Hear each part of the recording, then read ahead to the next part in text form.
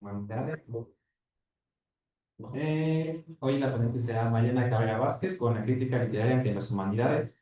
Cabrera Vázquez es licenciada por parte de la Universidad Autónoma de San Luis Potosí en lengua y literatura hispanoamericana con la tesis La obra crítica de Emma Susana Sparetti Piñero de San Luis Potosí. Tiene grado de maestría en literatura hispanoamericana por el Colegio de San Luis con su tesis que nos va a presentar hoy.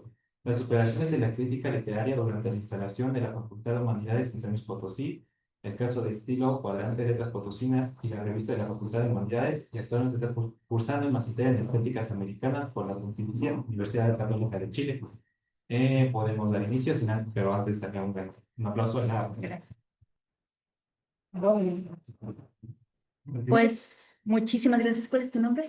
Ok. Santiago. Empiezo agradeciendo a Santiago y a todos los presentes. Voy a cambiar, en vista de los que somos, voy a cambiar un poquito el formato y la idea es que esto no sea una conferencia. Me encantaría poder platicar con ustedes, si les parece bien. Gracias por esa presentación. El magíster, segundo magíster ya lo terminé, nada más que estoy en proceso de aprobación de la tesis. Ahí vamos. Hagan su tesis y su seminario, tómenselo en serio, de verdad, sí tomen en serio a los maestros. Bueno, pues quiero partir agradeciendo al doctor Guillermo Martínez por la invitación para ser parte de este ciclo de conferencias titulado Humanismo Mexicano, Diálogos, Debates y Críticas, mismas que nos ayudan a pensar y a repensar las humanidades en San Luis Potosí. Y bueno, pues también es un honor para mí volver a mi alma mater. Ya estamos platicando, yo llegué a los pasillos a preguntar aquí informes y ver cómo sacar la matrícula, me desvelé, me quedé dormida en la biblioteca, se duerme muy bien arriba en la biblioteca.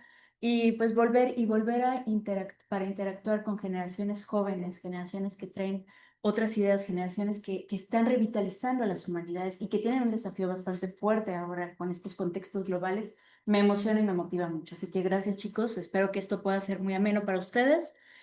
Y supongo que la invitación a participar, que ahorita ya me quedó claro, en este diálogo surge por la investigación que desarrollé para mis trabajos de tesis de licenciatura y de maestría, que precisamente tocan algunas de las raigambres de la creación de esta facultad y su antecedente. La semana pasada, bueno, la extinta Facultad de Humanidades, la semana pasada tuvieron aquí a la doctora Yolanda Estrada Corta, ¿no? Que ella de verdad es un referente para tocar la historia intelectual potosina.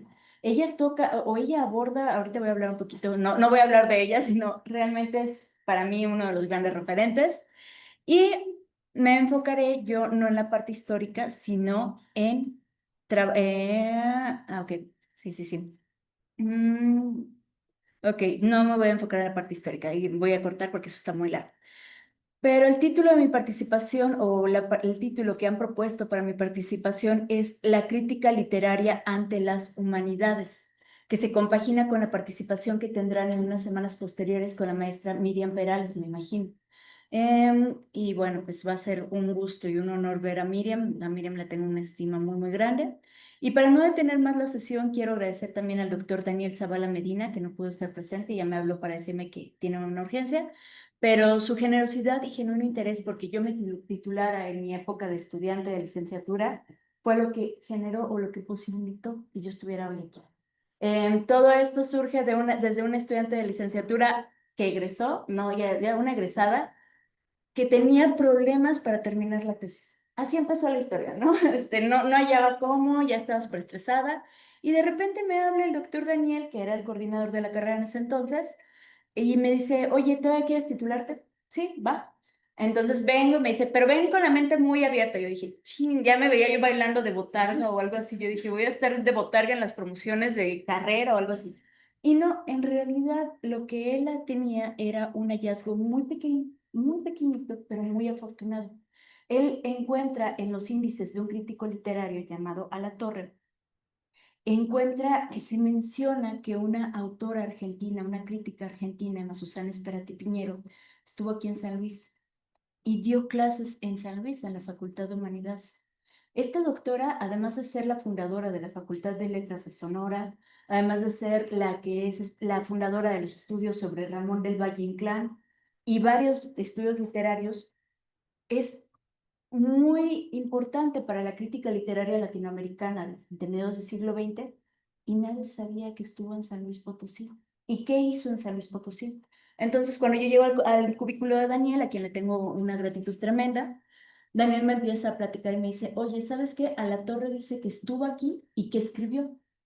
Todo el mundo ya recuperó sus trabajos de Valle Inclán, ya recuperaron sus bibliografías, la bibliografía de literatura fantástica, pero nadie ha trabajado o nadie ha rescatado lo que ella hizo aquí. Entonces me dijo, es bien fácil. Vas a la biblioteca, vas al fondo, ya fueron al centro de documentación Rafael Montejano y Aguiñaga. ¿No lo han visitado? Tienen que visitarlo. Los chicos de allá atrás dicen que sí. ¿Qué les pareció? Me pareció muy completo, aparte de que sí, no, lo que es más innovador de los archivos es de que resguardan hasta los proyectos, hasta los documentos, Sí. sobre cosas que son más de la vida cotidiana, pero van a mostrar en un futuro cómo era esa vida. Ahí tienen un tesoro realmente. Cuando tengan oportunidad o tengan curiosidad o tengan ánimo de conocer un poquito más sobre la historia intelectual potosina, váyanse a ese centro de documentación. Ya hay un fichero de cajoncito bien bonito, bien a la antigua. Vas y abres y ahí vienen los nombres. Pero bueno, el trabajo era aparentemente sencillo, era simplemente ir, recuperar los textos, transcribirlos y ponerlo en introducción y ya. Al momento que voy haciendo eso, empiezo a revisar las revistas. No sé si ustedes están familiarizados con las revistas culturales, las revistas literarias de San Luis Potosí. En la actualidad, en el panorama de ustedes, que son estudiantes, ¿ubican alguna revista cultural de San Luis Potosí que tenga peso? Que la gente espere, que la gente, no la gente de humanidades, porque últimamente las humanidades y desgraciadamente tendemos a escribir para las humanidades y no para la sociedad. Alguno que ubique una revista que sea enfocada para todo público, una revista cultural, una revista de humanidades, no, en ese tiempo sí había. Entonces, ya con eso vamos dimensionando la diferencia. No sé si así se llama, pero ¿qué es la corriente? La corriente tiene algunos tintes, tiene algunos aspectos, sin embargo, no es especializada, no es dedicada completamente a esto. Pero sí, podría ser, o sea, es bueno mantener, hay algunas columnas que tenemos en los periódicos nacionales. Sin embargo, si se dan cuenta, y a través de la tesis me di cuenta de ello, hemos perdido las humanidades mucho espacio en la palabra pública. Nosotros escribimos, y es una pena que escribimos artículos para los especialistas y ya no tenemos esa interacción con el público, ya no tenemos esa interacción con la sociedad. Y yo siempre jugaba esto con mis estudiantes, también di clases en prepa y en universidad. Si yo te doy 5 monedas, y esto se los decía a chicos de prepa, si yo te doy 5 monedas y es el presupuesto que tú tienes para invertir en carreras, ¿a qué carrera le inviertes? Y yo le empecé a tantear, ¿no? O sea, yo decía, a ver, dime medicina. Sí, ya, dije, bueno, ya te quedan 4. Ingeniería, sí. Y decía, literatura, no. Y le decía humanidades, arqueología, no. Y entonces ciencias sociales también. Dices, ¿por qué no?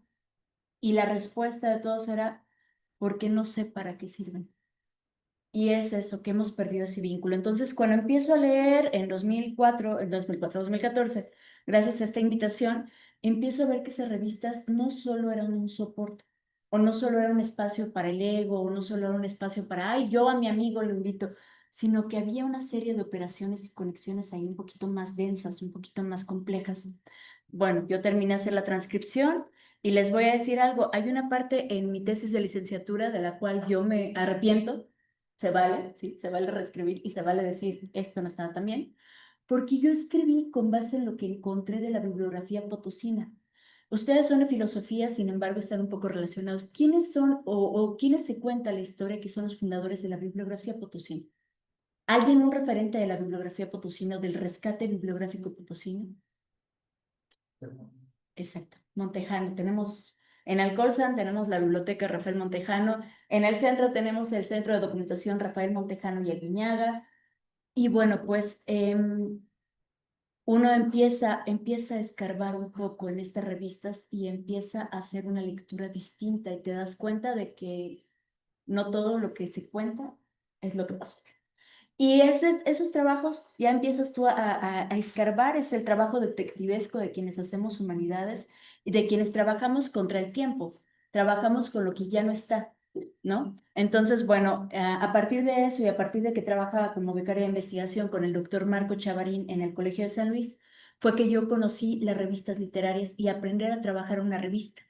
También las revistas son organismos vivos, tienen sus partes, tienen sus funciones, tienen sus interacciones por dentro.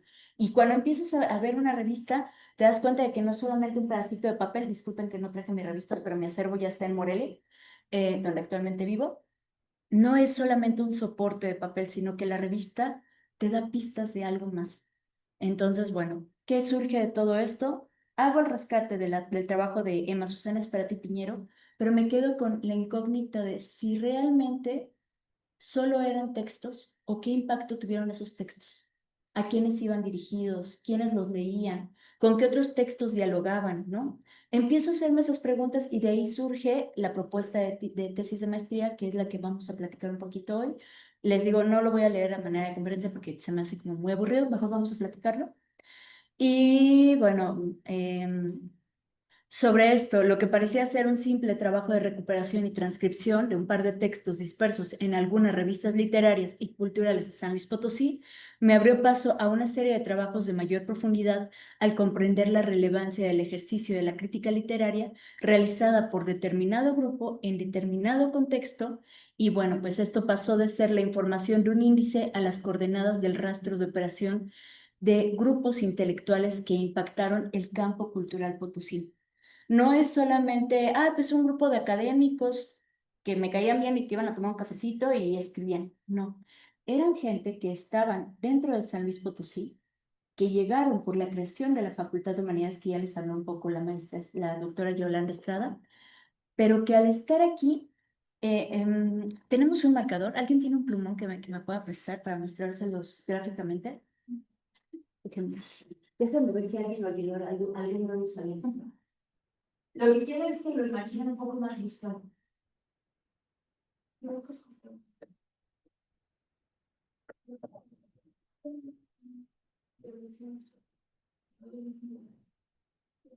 Ok, no hay nada. Bueno, lo que quiero mostrarles es, cuando estás en Luis Potosí o cualquier ciudad o cualquier campo, digamos que tú tienes esta mesa, ¿ok? La mesa de las compañías. Esta mesa opera con base en sus valores. Si yo te pregunto, ¿qué crees que hay aquí? Cosas que les gustan a las compañías. Maybe, cambio. Cambio. Ok, ahora, podríamos encontrar algo relacionado entre lo que trae ahí en tu mesa con esta mesa. Sí. ¿Qué sería?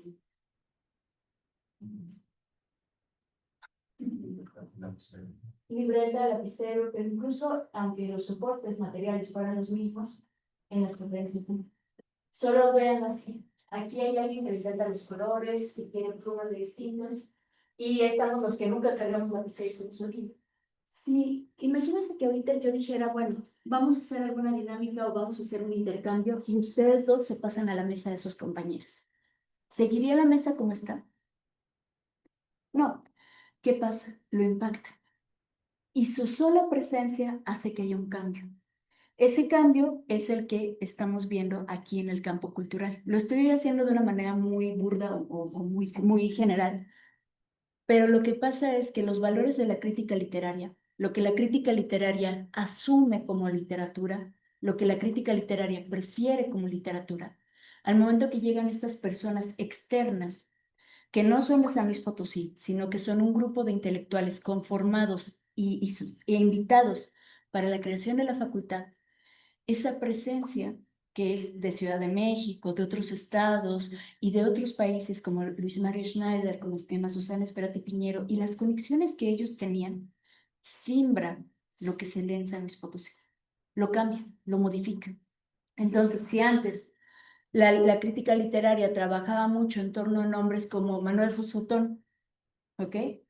Y decía, no, es que Manuel Josotón y Manuel Josotón y no salían de eso. Y de repente llega un grupo de foráneos externos que no tienen relación con Manuel Josotón, pero que traen otras propuestas de lectura, por ejemplo, poesía grecolatina. ¿Ustedes creen que a mediados del siglo XX en San Luis Potosí el público prefiriera y disfrutara leer poesía grecolatina? ¿Que hubiese un grupo de lectura de poesía grecolatina? Empiezan todas estas inserciones de un grupo externo y por supuesto que modifican lo que se lee y cómo se lee en San Luis Potosí.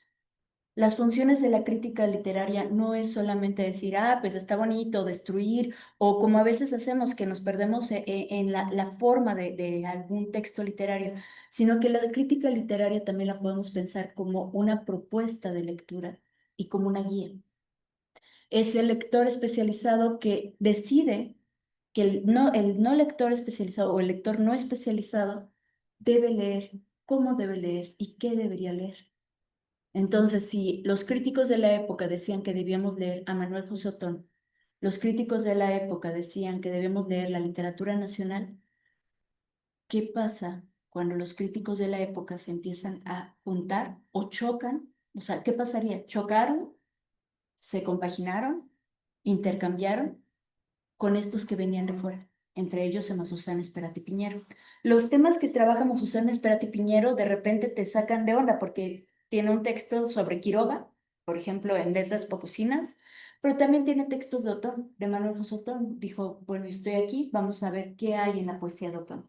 Pero también de repente te habla de Concha Urquiza, que es esta poeta michoacana que también estuvo un tiempo aquí en San Luis Potosí, y dices, bueno, ¿en qué están centrando su mirada estos críticos? ¿No? ¿Hacia dónde va? Aquí es muy importante pensar que este núcleo que se teje de intelectuales son de regambre potosina. Ya creo que ya han visto un poquito sobre la historia de las humanidades en México, la conformación del pensamiento humanista. ¿Quiénes son los personajes del humanismo y de las humanidades en México, que no son lo mismo, en México a mediados del siglo XX? O sea, ¿quiénes ubican ustedes? Nombremos algunos nombres hegemónicos o nombres que hemos puesto en escuelas.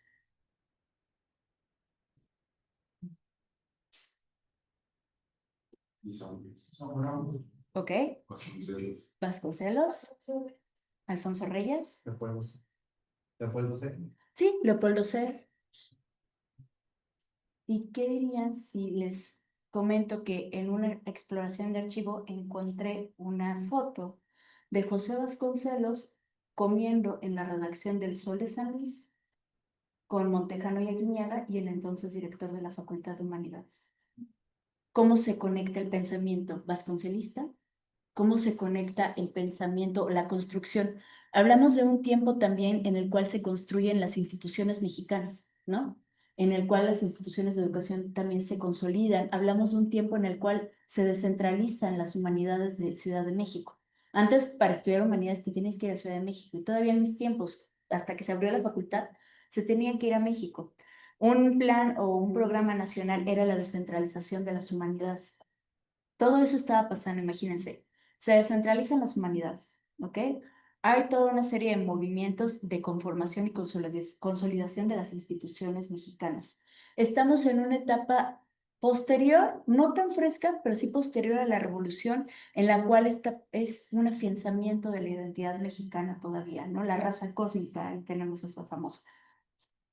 Todo esto genera que los pensadores, que los académicos, que los intelectuales mexicanos tengan ciertas posturas. Sin embargo, no era un México libre de movimientos políticos. Hay un nombre muy sonado aquí en San Luis Potosí, que ya lo ha mencionado la maestra Yolanda Estrada, me imagino que es Gonzalo N. Santos.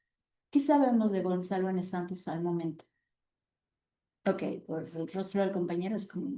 Era un caudillo potosino que llegó a ser gobernador de aquí de San Luis Potosí y que una vez que salió, ahora sí que dejó de ser gobernador, siguió influyendo mucho en la política potosina, en el punto de llegar a poner y quitar políticos para qué hacer. De hecho, si no me equivoco, cuando Naro, Salvador, no, Manuel Nava. no, también con Salvador Nava, cuando lo encarcelaron y lo torturaron, lo que Gonzalo Alejandro estuvo relacionado porque también representaba una posición dentro del campo de la política, al poder que tenía, porque era, bueno, yo siempre lo relaciono con una especie de Plutarco y las calles, pero aquí es algo potosino, como un tipo de jefe máximo, pero potosino. Magnífico, ¿cuál es tu nombre, perdón? Ángel. Ángel, bueno, pues Ángel Ángel ya acaba de llevarse a la conferencia. Esto ya se acabó, muchas gracias. No, magnífico. Justamente este personaje, Gonzalo N. Santos, y esta confrontación que se lleva a pensar que es con Salvador Nava únicamente. ¿Qué me dirían ustedes si yo les digo que no fue únicamente con Salvador, sino con su hermano Manuel? ¿Y cuál era el papel de Manuel Nava? Manuel Nava era el rector de la universidad. ¿Qué pasa aquí?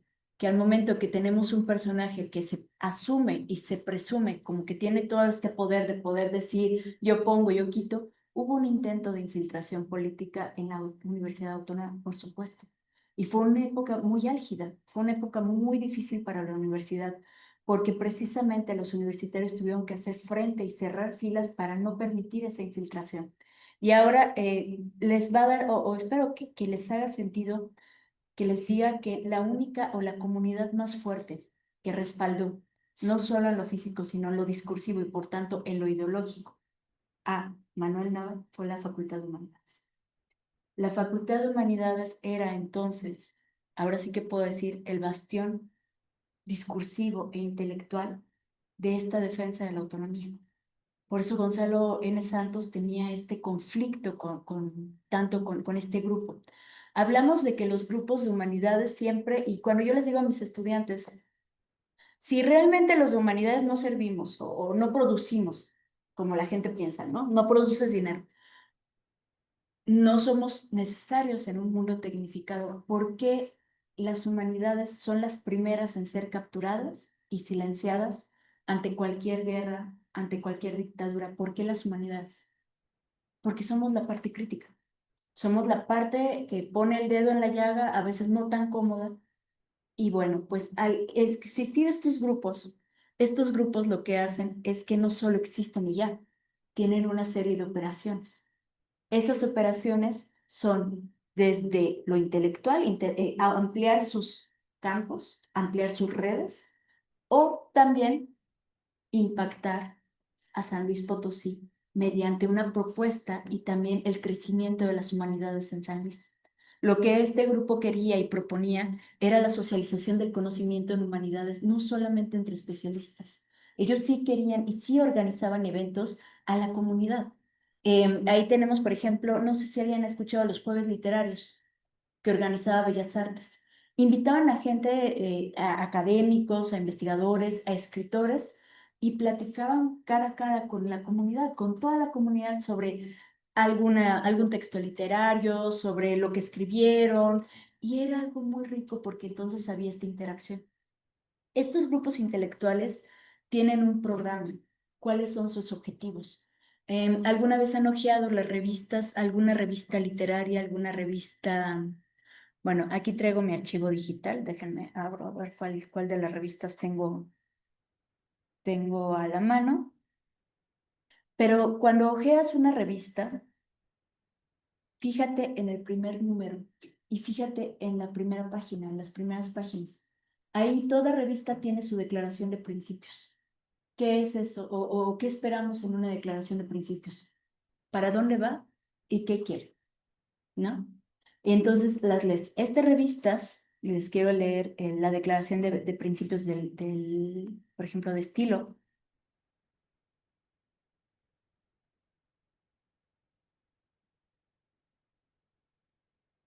Mm,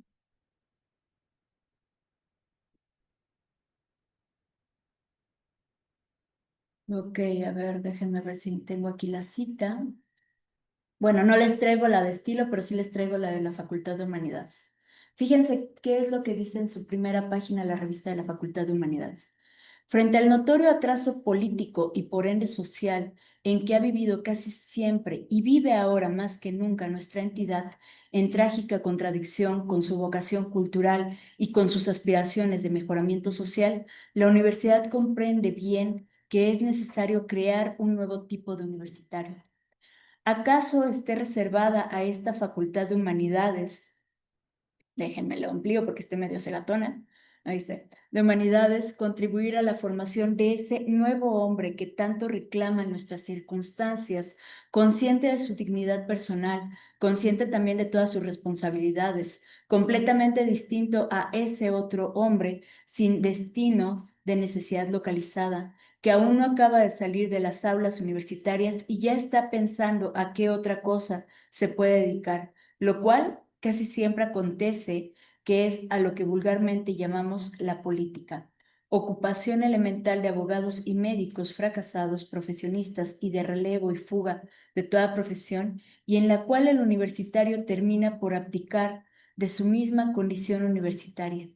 La misma política del hombre de cultura, ahí es algo muy interesante que tenemos que tocar, el hombre de cultura, nos dice Benedetto Croce, es una misión política en tanto es una misión moral, la de salvar a los valores permanentes y universalmente humanos contra toda superposición de valores empíricos, particulares y contingentes. La convierten en conciencia de su responsabilidad frente a sí mismo y frente a los demás, frente a su patria y a la historia de la humanidad.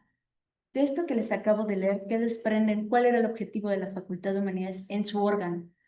Para hacer oficial su programa, todo grupo necesita un soporte físico que declara lo que hace y que demuestre lo que hace. Por eso los grupos intelectuales tienen revistas. Por eso cuando los grupos estudiantiles se juntan y tienen iniciativas es, hagamos un fanzine, hagamos una revista, ¿no? Un soporte que sea no solo un medio, sino que sea un espacio, ¿no? Ahora, de esto que les acabo de leer, ¿qué es lo que podemos entender? ¿Este grupo tiene objetivos? Sí, los está declarando, ahí están de lleno. Entonces, bueno, en la declaración de principios de todas las revistas vas bien. Me estoy viendo por otro lado, pero ya voy a seguir mi texto mejor porque me emociona y luego voy hablando por otra cosa. Pero por ello, lo que presento hoy es una propuesta para pensar el lugar de la crítica literaria dentro de los espacios universitarios, el lugar de la crítica literaria dentro del espacio de la palabra pública y qué convergencias y divergencias encontramos al día de hoy con base en lo encontrado y escrito acerca de los movimientos intelectuales de las décadas de 1950 y 1960. Ok, retomemos un poco. Estamos en un San Luis Potosí que se ubica o sufre un momento político fuerte, un momento político en el cual hay grupos de choque que están constantemente moviéndose como piezas de ajedrez y la universidad es un espacio importante de control. Entonces, ¿qué va a querer este antecesor o este gobierno? Va a querer ese espacio de control. No va a poder acceder a él porque mientras esté este grupo, que es el intelectual, que es el que nutre todo el movimiento intelectual navista dentro de la universidad, no va a permitir. ¿Qué es lo que se proponía este grupo? Este grupo empieza desde las juntas auxiliares, empieza desde mucho antes, de hecho, con Ramón Alcorta Guerrero, que ya les presentó la maestra Yolanda Estrada Alcorta. Tenemos varios nombres importantes, pero lo que hace Ramón Alcorta Guerrero, lo que hace Joaquín Meade, ellos empiezan a rescatar en la década de los 40. Empiezan a decir, San Luis Potosí no es solamente un lugar de tierra de nadie, no es un lugar barbárico, es un lugar que ha fomentado, ha fomentado las letras, que ha fomentado también que tiene una rica historia y no había entonces rescate. ¿Qué empiezan a hacer ellos? Empiezan a rescatar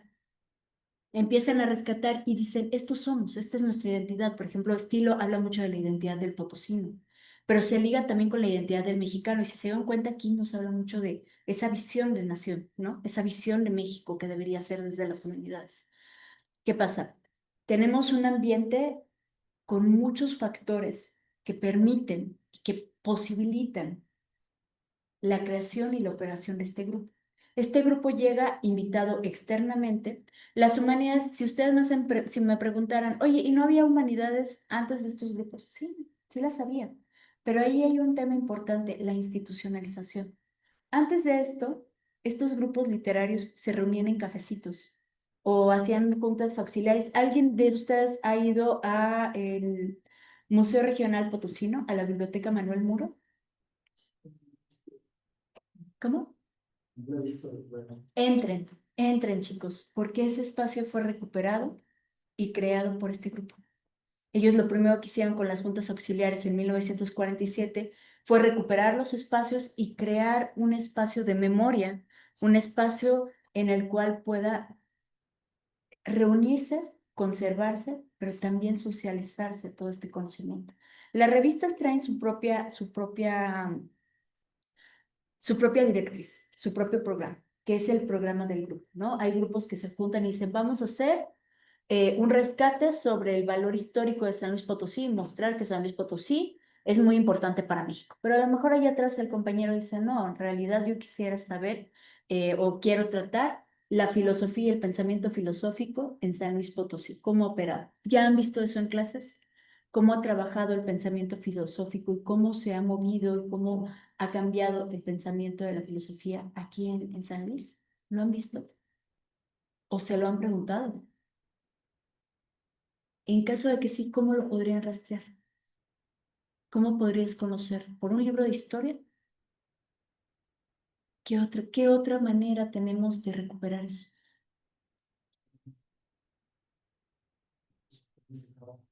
Nombres de autores, muy bien. ¿Algo más? ¿Cómo sabríamos? A ver, incluso pensar, ¿ustedes creen que hay lectura actualmente en San Luis Potosí? ¿Hacia dónde va la lectura filosófica en San Luis? ¿Tenemos manera de medirlo? Pues las publicaciones de las universidades, ¿no? Las instituciones. Es una coordenada. Es el soporte físico que te permite a ti vencer el tiempo. No estuviste en 1950, pero buscas cuáles son esos vestigios, cuáles son esos elementos que te permiten reconstruir. Entonces, lo que hicimos o lo que hemos hecho quienes trabajamos este tema es un trabajo de reconstrucción. Es ir al pasado, recuperar lo que hay a partir de los soportes y hacer una lectura. Por eso hay trabajos muy valiosos como el de la maestra Yolanda Estrada y el de la doctora Irma Villasana. La doctora Irma Villasana es una investigadora zacatecana que trabaja este grupo de intelectuales y no solo trabaja este grupo intelectuales, sino que también habla acerca de cómo tejen las redes.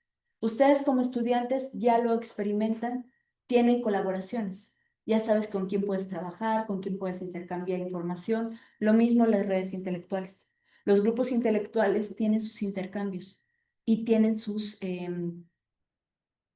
cercanos y tienen sus rivales o por lo pronto personas con las que no comparten pensamiento, ¿no?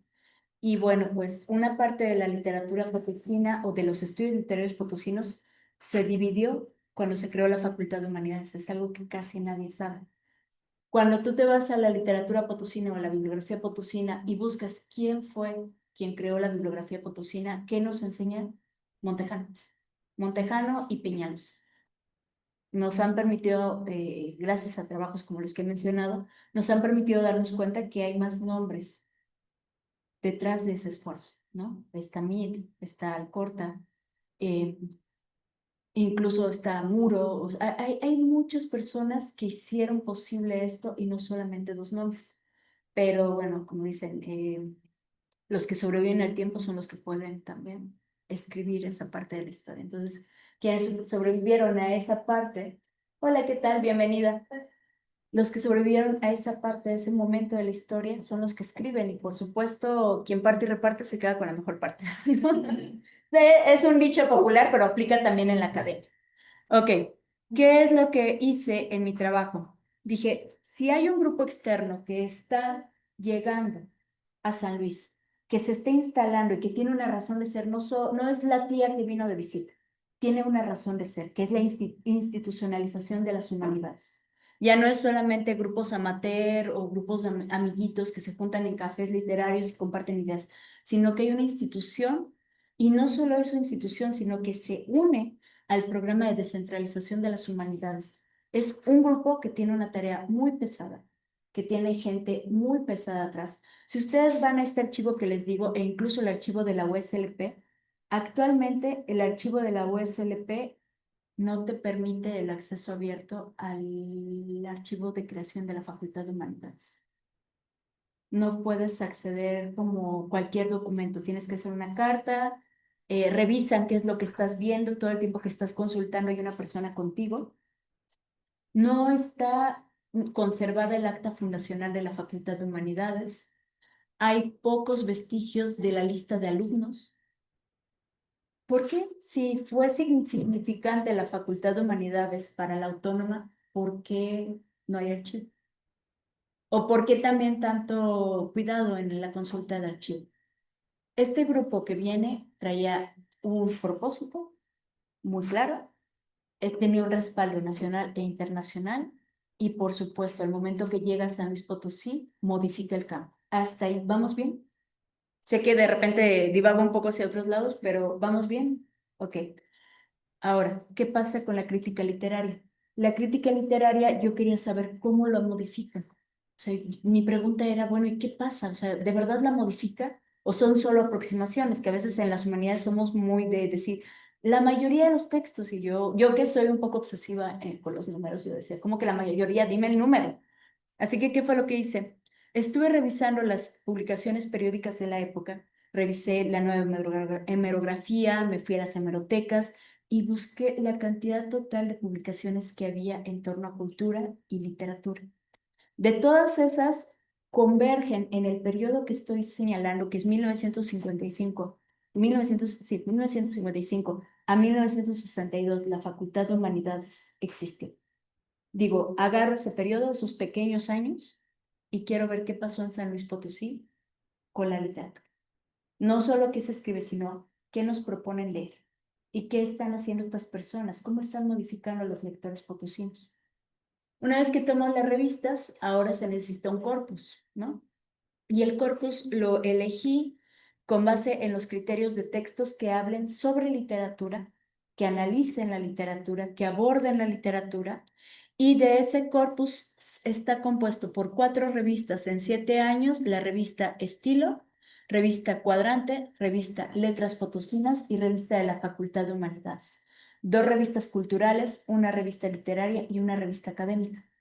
A pesar de que son de naturalezas distintas, tienen muchísimas similitudes o muchísimos campos en los cuales comparten.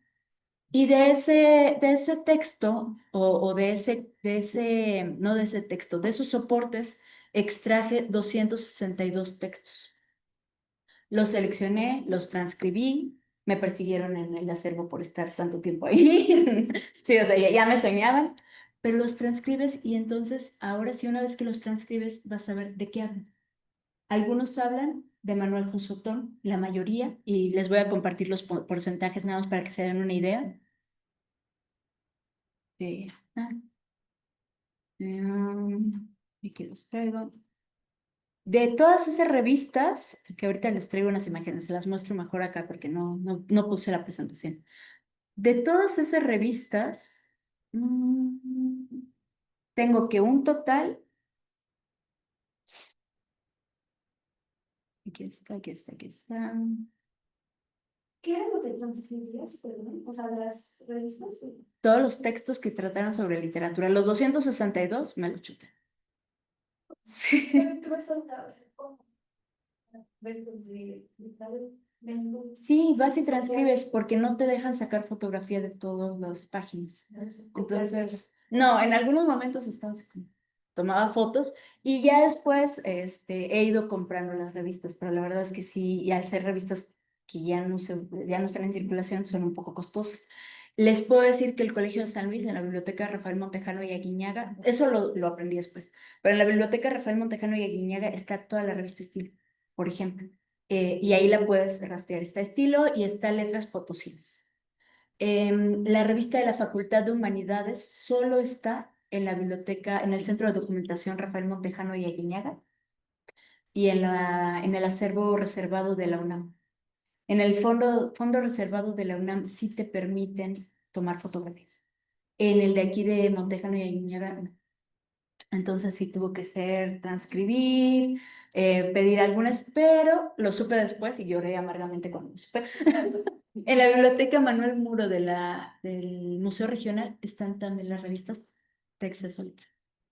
Puedes revisarlas y puedes consultarlas. Los invito a que se den una vuelta por esas bibliotecas, también se den una vuelta por el acervo Ramón Alcorta. Ubican la casa Francisco Cosío, la Casa de la Cultura. Atrás está la biblioteca de Ramón Alcorta. Era la biblioteca personal, la donó.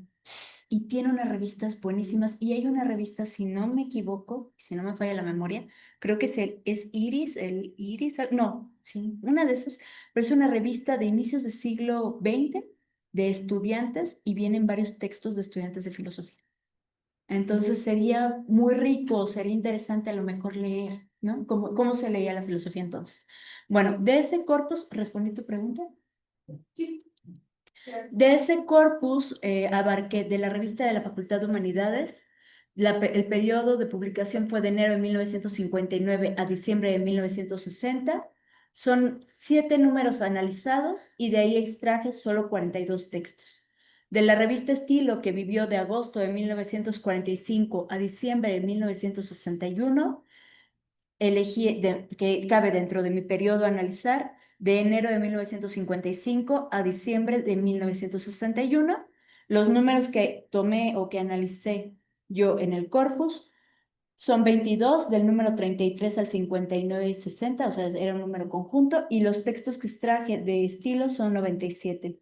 De la revista Cuadrante, que la publicación vivió de agosto de 1952 a diciembre de 1958, de ahí solamente me enfoqué en el periodo que cabe dentro de la Facultad de Humanidades, que es 1955, enero, a diciembre de 1958. Son solo 5 números y de esos 5 números, 14 textos.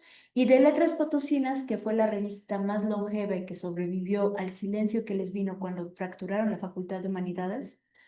Letras Potosinas está desde 1942 a 1947. También van a encontrar muchos textos de filosofía en Letras Potosinas, si mal no recuerdo. En Letras Potosinas o estilo. Dense la tarea de hojearlas. Y bueno, de ahí, de Letras Potosinas, se analizaron 22 números y de ahí tuve que transcribir y trabajar con 109 textos. En total dan 262 textos de crítica literaria, entendiendo, no me limité solamente a los que hacen un análisis acá súper sesudo, sino también si hemos pensado o si entendemos la crítica como esta parte del lector especializado, brinda la mirada al lector no iniciado, no especializado, entran ahí en este corpus cualquier recomendación editorial, libros nuevos. Y ahí en leer estas recomendaciones voy encontrando que hubo una biblioteca especial, una librería especializada en textos de humanidades en Zaragoza, y lo abrieron 2 mujeres. Para 1900, la década de 1950, que 2 mujeres abran una librería en Zaragoza especializada en humanidades, dices, te da un norte de por dónde va, ¿no? Ok, bien, de esa composición, el contenido total del corpus, artículos ensayo son 104, reseñas son 107, equivalente a 40%, 39.69% son artículos, 40.83 son reseñas, 28 textos, que es equivalente a 10.68% son reproducciones. ¿Por qué sí metí las reproducciones si es nada más transcribir y publicar lo que un escritor puso? Porque, exacto, también te da norte, te da las coordenadas de qué valores literarios predominaban. No publicaban la obra de cualquiera, publican la obra del escritor que ellos, desde sus valores, desde su juicio, consideran valioso. Entonces también te da una idea. Muy bien. Biografías, semblanzas también literarias que tienen que ver, 7.63, y otros textos que tienen que ver con algunas cartas que por ahí se rescatan, 1.14. En esa época, la mayor parte del corpus corresponde a textos sobre Manuel José Otón. Y no fue solamente, o no fue que Manuel José Otón fuera tan importante en el contexto nacional e internacional como para que todo el mundo llegue a hablar de Manuel José Otón, sino que llega y justamente se hace la donación del acervo personal de Manuel José Otón. Y hay un fervor y también una competencia un poco fea, que se empiezan a pelear los textos de Otón. Incluso hay una controversia en la cual el director de Humanidades tuvo que intervenir entre 2 críticos porque se estaban peleando los derechos sobre la obra de Otón. Entonces ellos decían, ese nada más transcribe y publicó mal, ese, y se hace y toda una controversia. Bueno, entonces, veo los textos, reviso de qué hablan y digo cómo cambió o cómo la crítica literaria, el ejercicio de la crítica literaria efectivamente está modificando el panorama cultural potosí, ¿no? ¿A quiénes va dirigido? Gran parte de estos textos de las revistas que les acabo de leer y que voy a repetir no eran para lectores especializados, salvo la revista de la Facultad de Humanidades. Estilo, Cuadrante y sobre todo Letras Potosinas era para la sociedad. Y de este porcentaje, lo que quiero que piensen es que de 262 textos, solo 42 son para público especializado. A partir de eso, ¿ustedes pensarían que el grupo de la Facultad de Humanidades era una comunidad aislada a la sociedad? Si solo 42 textos son para especializados y el resto es para la sociedad. No, también te permite saber que el grupo está cumpliendo sus objetivos de educar, no me gusta usar esa palabra, sino de redefinir los valores en cuanto a literatura de San Luis Potosí. Eso es interesantísimo. Autores que nunca leeríamos en San Luis Potosí de repente se empiezan a comentar en revistas que van para la sociedad. ¿Ok? Es como si, bueno, no. Ah, Es como si actualmente algún influencer para jóvenes empezara a hablar de literatura. Generalmente los influencers o estos, ¿cómo se llaman? Book influencers, los especializados en libros, ¿qué es lo que promocionan? ¿Qué tipo de literatura? ¿Han visto influencers de filosofía? Yo no. Pues si conocen uno ahorita al final de la charla, pásenmelo, porque de verdad a mí me sorprende que no lo haya. Yo no tengo presentes influencers de literatura, salvo gente que hace como podcast, pero realmente me preocupa y me consterna que no somos los críticos literarios los que estamos haciendo esa crítica, sino gente que tiene el gusto y el interés. Entonces, ¿qué está pasando con la Academia de Literatura? ¿Dónde estamos? ¿No? O sea, las preguntas, a mí me gustaría que a partir de esta charla podamos soltar preguntas que también nos permitan redireccionar, pero también dimensionar cuál es el impacto y por qué hay una crisis en las ciencias sociales y en las humanidades, no solo en México, en todas partes. ¿Qué hemos hecho o qué hemos dejado de hacer para que haya una crisis? ¿Y hacia dónde está apuntando? En este caso, una de las cosas es que este grupo y estos grupos operaban de manera pública. Actualmente piensen en los eventos de literatura, los eventos de filosofía, ¿dónde se distribuyen? ¿A quiénes se convoca? ¿Quiénes vienen realmente a los eventos de literatura o de filosofía? Ahí ya te da una idea de qué tan vinculados o no estamos con la sociedad. Y ustedes en el ejercicio de su carrera van a trabajar con base en ello, ¿no? ¿Qué tanto la filosofía está ganando o qué tanto está perdiendo terreno? Lo mismo nos pasa en literatura. Entonces, bueno, este grupo tenía muy claro el papel del hombre de cultura y que decían, el hombre de cultura tiene que ser puro. Y el hombre de cultura, que según la declaración de principios que les estaba leyendo, no contiende, pero sí es un hombre que está de cara al pensamiento político. No es ay, no, yo no me meto con cosas, yo tengo mi paper y mis puntos SNI y que allá en el gobierno se peleen. Este grupo se dio de frente con lo que estaba pasando. Entonces, bueno, ahí están los resultados de lo que se lee en crítica. Les voy a compartir un poquito los resultados. También otra de las importancias de este grupo y de la operación de este grupo es la figura del intelectual. ¿Están ustedes relacionados o contextualizados con este famoso caso del Yokuso? ¿Qué fue lo que pasó con el Yokuso? En Francia, lo que pasa es que Ujú. era un soldado francés que lo usaron por espionaje, pero la realidad era que lo usaban, se o sea, lo estaban culpando a él porque no era Ujú. entonces se creó una controversia social en Francia porque un intelectual, no creo cómo se llama, pero una columna del periódico, el profesor yo puso para usar esa injusticia Magnífico. sobre ellos. Y a partir de esa controversia empiezan a entrar escritores que aparentemente no tienen vela en el entierro, ¿no? Le entra Balzac y cuando le entran ellos se empieza a burlar la gente de ellos. De hecho, el término intelectual era peyorativo, era como ñoño, como nerd.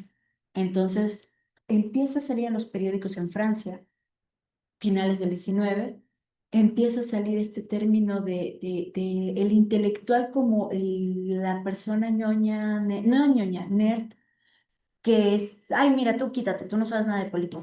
Pero al momento que ellos toman la palabra pública, nuevamente reitero esto, ¿no? El espacio público, ellos empiezan a ejercer su personalidad de intelectuales. tengo el conocimiento y por este conocimiento tengo la validez para opinar. Tengo la calidad o tengo el nivel para poder hablar de este tema. ¿Y qué pasa con el caso Dreyfus? Que a partir de una acusación injusta se empieza a reunir la intelectualidad francesa y empiezan a reunir firmas y al otro día en los periódicos, toda la gente, ahí sí era el TV Notas, o sea, ahí sí toda la gente estaba esperando que a ver qué se habían dicho. Toda la gente quería ver quiénes de los intelectuales se habían unido a este movimiento. ¿Ok?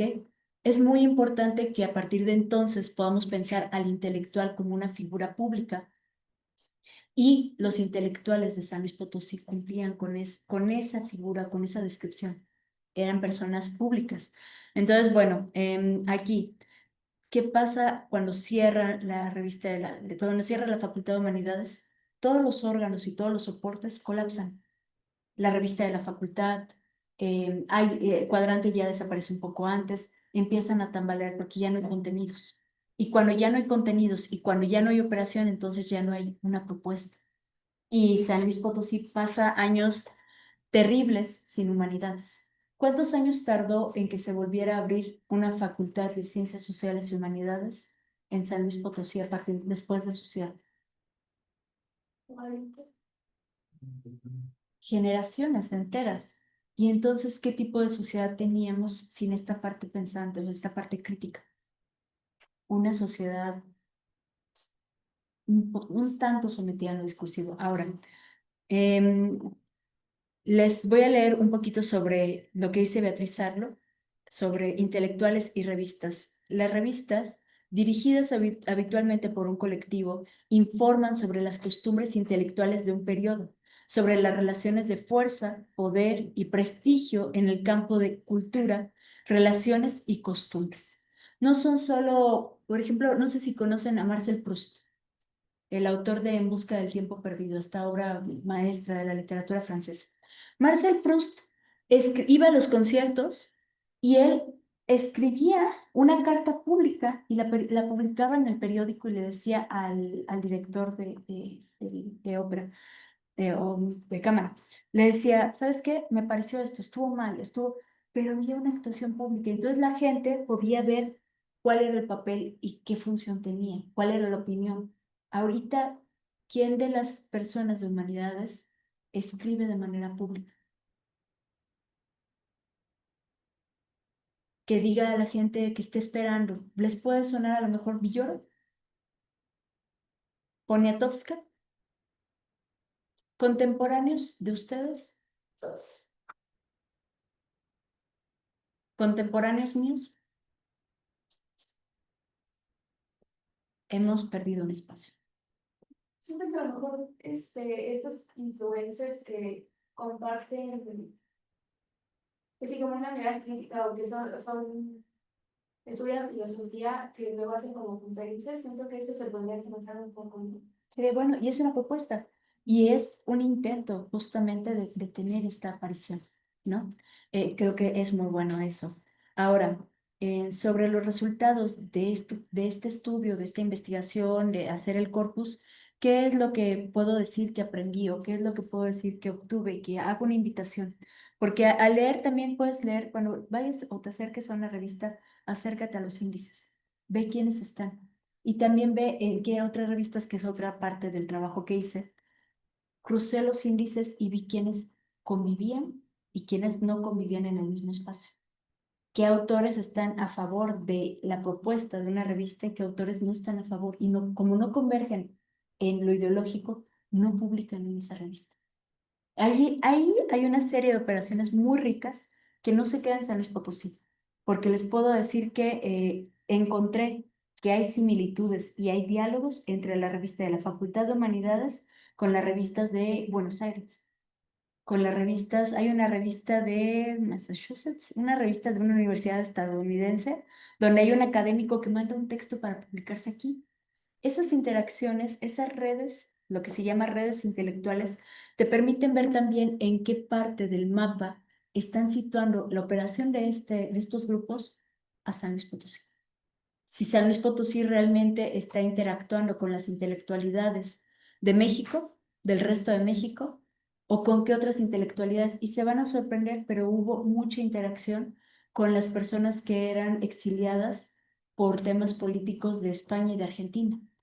México y San Luis Potosí interactuó y estuvo generando conocimiento e intercambiando con esos espacios. Entonces ya no estás solamente en un solo núcleo, sino que esas redes te permiten tejer una serie de conexiones, te permiten tejer más allá. Entonces, yo lo que hago, la invitación con el tema que trabajé, es no a quedarnos con una sola lectura. Desde luego lo que propongo no es la última palabra, sino yo espero que haya gente que también se interese y quiera rescatar. Yo lo hice desde la literatura. Pero, por ejemplo, se pueden asomar, hay muchísimos temas de filosofía en la revista de la Facultad de Humanidades. ¿Qué corrientes, qué pensamientos estaban trabajando? ¿Qué autores?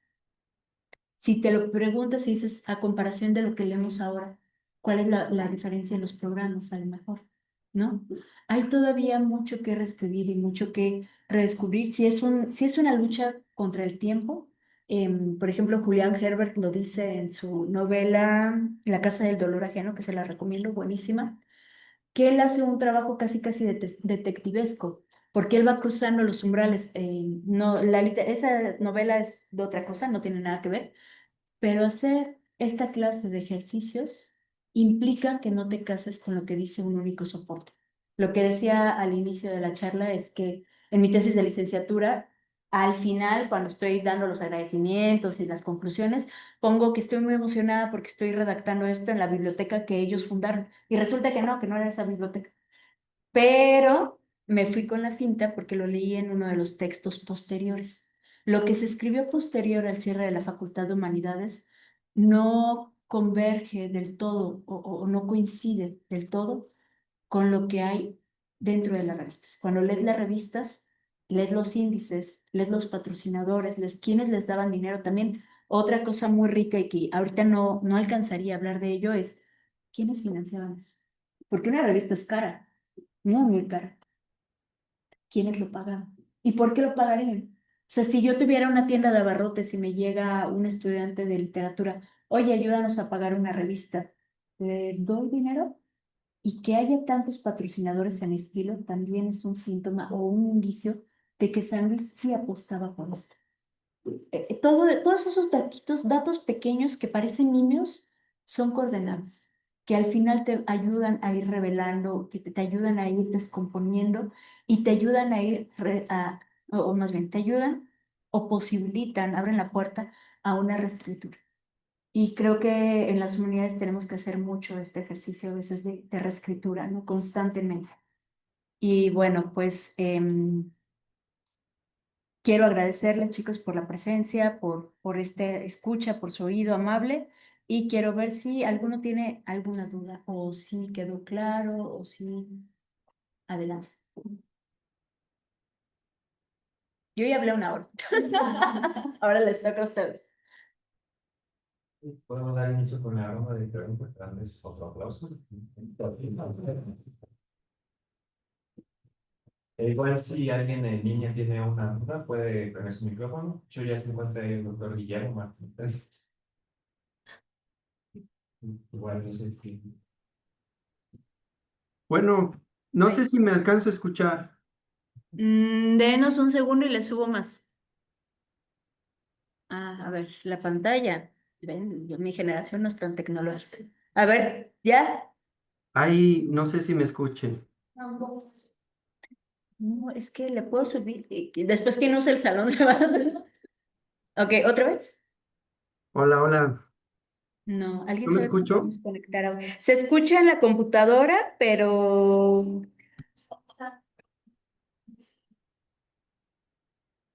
si tú puedes ayudarme, porque yo no soy nada buena con la tecnología. O Santiago, tú. O sea, cambió de salida de audio. A ver. ¿Ahí me escucho? Se escucha por la computadora, doctor, pero no lo Ah, escuchamos en la creo que pantalla. sí hay que acomodar la computadora que tienen ahí, moverle al micrófono. Ya está. Gracias. Ya. ¿Te llamas? Ricardo, muchas gracias. Listo, ya lo escuchamos. Muchas gracias. Bueno, estoy al lado de una carretera, entonces espero que no se escuche mucho ruido. Y yo te quiero agradecer, Mariana, y un poco tener ahí la paciencia de las circunstancias. Eh, pero a mí me llama mucho la atención, yo quiero hacer una observación a partir de lo que nos comentas sobre el ejercicio crítico. Bueno, es una opinión que tiene dos vertientes. La primera es que a mí siempre me ha llamado la atención el hecho de que sea nula o por lo menos exista muy poco la crítica literaria en San Luis Potosí, en el término amplio, ¿no? Y la otra es que la recuperación de las revistas literarias, como se les ha llamado, este, casi siempre, o por lo menos los estudios más desarrollados, tengan que ver expresamente con la literatura. Ahora, me explico. La primera parte sobre la crítica creo que tiene que ver, y te comparto mi punto de vista para un poco ver qué nos puedes compartir tú bueno, te especializas en este tema, ¿no? Creo que tiene que ver con un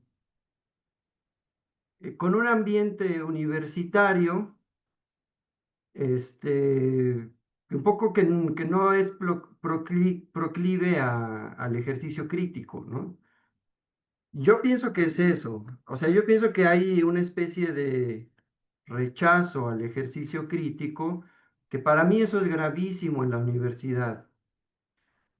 Eh, no sé si se deba a eso, no sé si yo esté en lo correcto o no, y por eso un poco lo comparto. Ya tú nos dirás con mayor precisión. Eso, si es cierto, bueno, eso diría mucho de muchas otras cosas. Y la otra es que esta recuperación de las revistas literarias, que como tú misma nos has estado compartiendo ahorita, eh, era un impulso de desarrollo de la modernización intelectual o de la vanguardia intelectual desde muchos frentes, filosofía, literatura, geografía, etcétera, ¿no?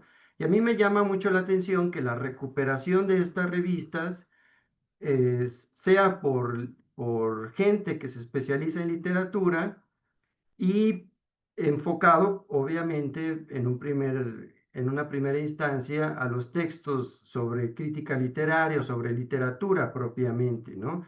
Es decir, esta segunda parte yo creo que es una crítica, una autocrítica a, por ejemplo, nosotros en la filosofía, que no nos acerquemos a estas revistas, ¿no? O que se especialice demasiado en la recuperación en ciertos aspectos que a veces no determine toda esta amalgama de disciplinas que estaban en recuperación, ¿no? Creo que tiene que ver con el desarrollo de las especializaciones disciplinarias. Es decir, si pensamos en los grandes nombres, eh, patriarcado aparte, ¿verdad? Peñalosa, Montejano, etcétera, ya desde ahí te das cuenta que ellos abarcaban y dominaban varias disciplinas, como podían escribir buena poesía clásica, podían escribir un ejercicio crítico literario, como podrían escribir un ensayo filosófico. Nosotros ya no tenemos esa formación, o muy poca gente ya tiene esa formación en el área, por ejemplo, de filosofía. O sea, eso ha cambiado demasiado en 60 años más o menos, desde estas revistas. Bueno, un aproximado. Otra vez, yo no sé si el ejercicio disciplinario de especialización nos favorezca o no para desarrollar este tipo de trabajos, ¿no?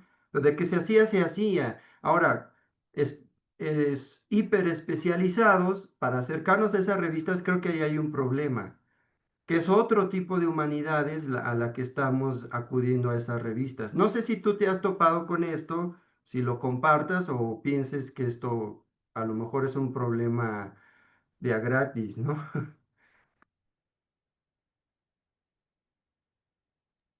Muchas gracias por tu aportación y por todos los comentarios que nos haces, Guillermo, y procedo a responderte. Bueno, sobre la nula o escasa crítica literaria, yo creo que es un problema también actual y lo digo desde la literatura, ¿no? Y lo he comentado, lo comenté en mi examen de grado, hemos perdido un espacio, hemos perdido mucho el espacio público porque lo mismo de la academia, la especialización, para tener un perfil de investigación necesitas publicar, pero publicar en revistas especializadas, ¿no? Las publicaciones que no son o que son de divulgación tienen un puntaje menor.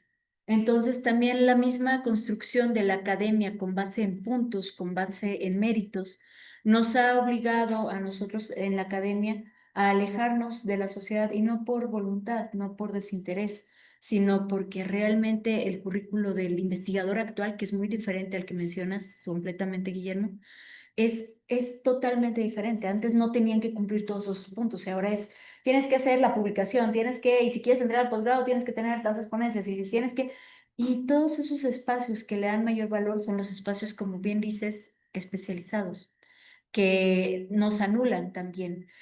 Una pregunta, y es una pregunta dolorosa, pero cierta. ¿Cuánta gente de toda la literatura que hay, una pregunta que me hago constantemente es, ¿cuánta gente de toda la que estudia literatura, de la que va a leer literatura para la literatura, va a querer leer sobre revistas de San Luis Potosí? O sea, fíjense cómo se va cerrando el cuadro, ¿no? Revistas de San Luis Potosí, de 1950 a 1960, sobre críticas literarias. Realmente los lectores a veces que generamos con nuestra super especialización es muy reducido. En cambio, creo muy valiente el ejercicio que hacen incluso los estudiantes que tienen estos fanzines o que se animan y se empiezan a grabar y empiezan a hacer estos ejercicios públicos. Creo que ayuda a quitar ese muro que la misma academia hemos puesto desde el currículo universitario, ¿no? No sé si respondí una de esas preguntas. Sí, o sea, un poco invitar a la reflexión al respecto, ¿no? Que no existan espacios para el ejercicio de la crítica, para mí me parece algo gravísimo, que dice muchas otras cosas que el simple hecho de que no existan nada más esos espacios. O sea, yo tengo poco que regresé a San Luis y por ejemplo, en México, uno entendía que el espacio de la crítica literaria no era el espacio principal, pero era un espacio que a fin de cuentas funciona, sigue funcionando. Entonces uno publicaba eh, periódicamente o intermitentemente en estos, en estos semanales, ¿no? Como La Jornada, de Milenio, qué sé yo. Sí, Y sabías que había un público que seguíamos esas revistas, entendíamos que hay referencias de crítica literaria actuales y un poco hacíamos ronchitas y ya nos identificábamos. Ahora, a lo que voy es que no exista un espacio de crítica, del ejercicio de la crítica literaria en general en San Luis, yo pienso que no es porque no exista el ejercicio crítico, sino porque de alguna manera no se está permitiendo que ese espacio se materialice y que ese ejercicio, a fin de cuentas, reflexivo, no se exprese en algún hecho material, digámoslo así. Eso a mí se me hace grave. Un poco va por ahí, ¿no? sí, no, totalmente. Estamos pensando en soportes de revistas, pero incluso habría que dialogar eso con quienes leen actualmente revistas, ¿no? A lo mejor pensar en los nuevos soportes, las nuevas plataformas. eh, ¿Cuánta gente podría ver TikTok sobre filosofía? ¿Hay TikTokers sobre filosofía? Yo lo he visto mucho con botánica, que soy fan de la botánica, y veo que hay muchos chicos de botánica que están haciendo videos. Creo que nos falta a nosotros también entrar a eso. Y sí, es un ejercicio autocrítico que constantemente deberíamos hacernos. Ahora, sobre el rechazo al ejercicio crítico dentro de la universidad, no lo voy a negar, es una realidad, ¿no? Agradezco la universidad pública, a la USLP le tengo todo el cariño del mundo y toda la gratitud porque me dio una carrera, pero también tuve oportunidad de trabajar dentro de la universidad y me daba cuenta que en los libros de historia, o sea, las memorias de la universidad cuando se cumplían tantos años de autonomía, mencionaban la Facultad de Humanidades como una línea y no se ahondaba en eso, ¿no? Porque es un momento bastante oscuro y lo que tiende a hacer a veces una institución, más que abordarlo, es como dejarlo de lado. Pero creo que lo más acertado de nuestros errores del pasado es mencionarlos, nombrarlos, para no repetirlos, ¿no? Y es algo que yo apostaría mucho. Y fíjense que no es casualidad, o sea, uno diría, bueno, a mí que estos señores estuvieron en San Luis Potosí ese tiempo.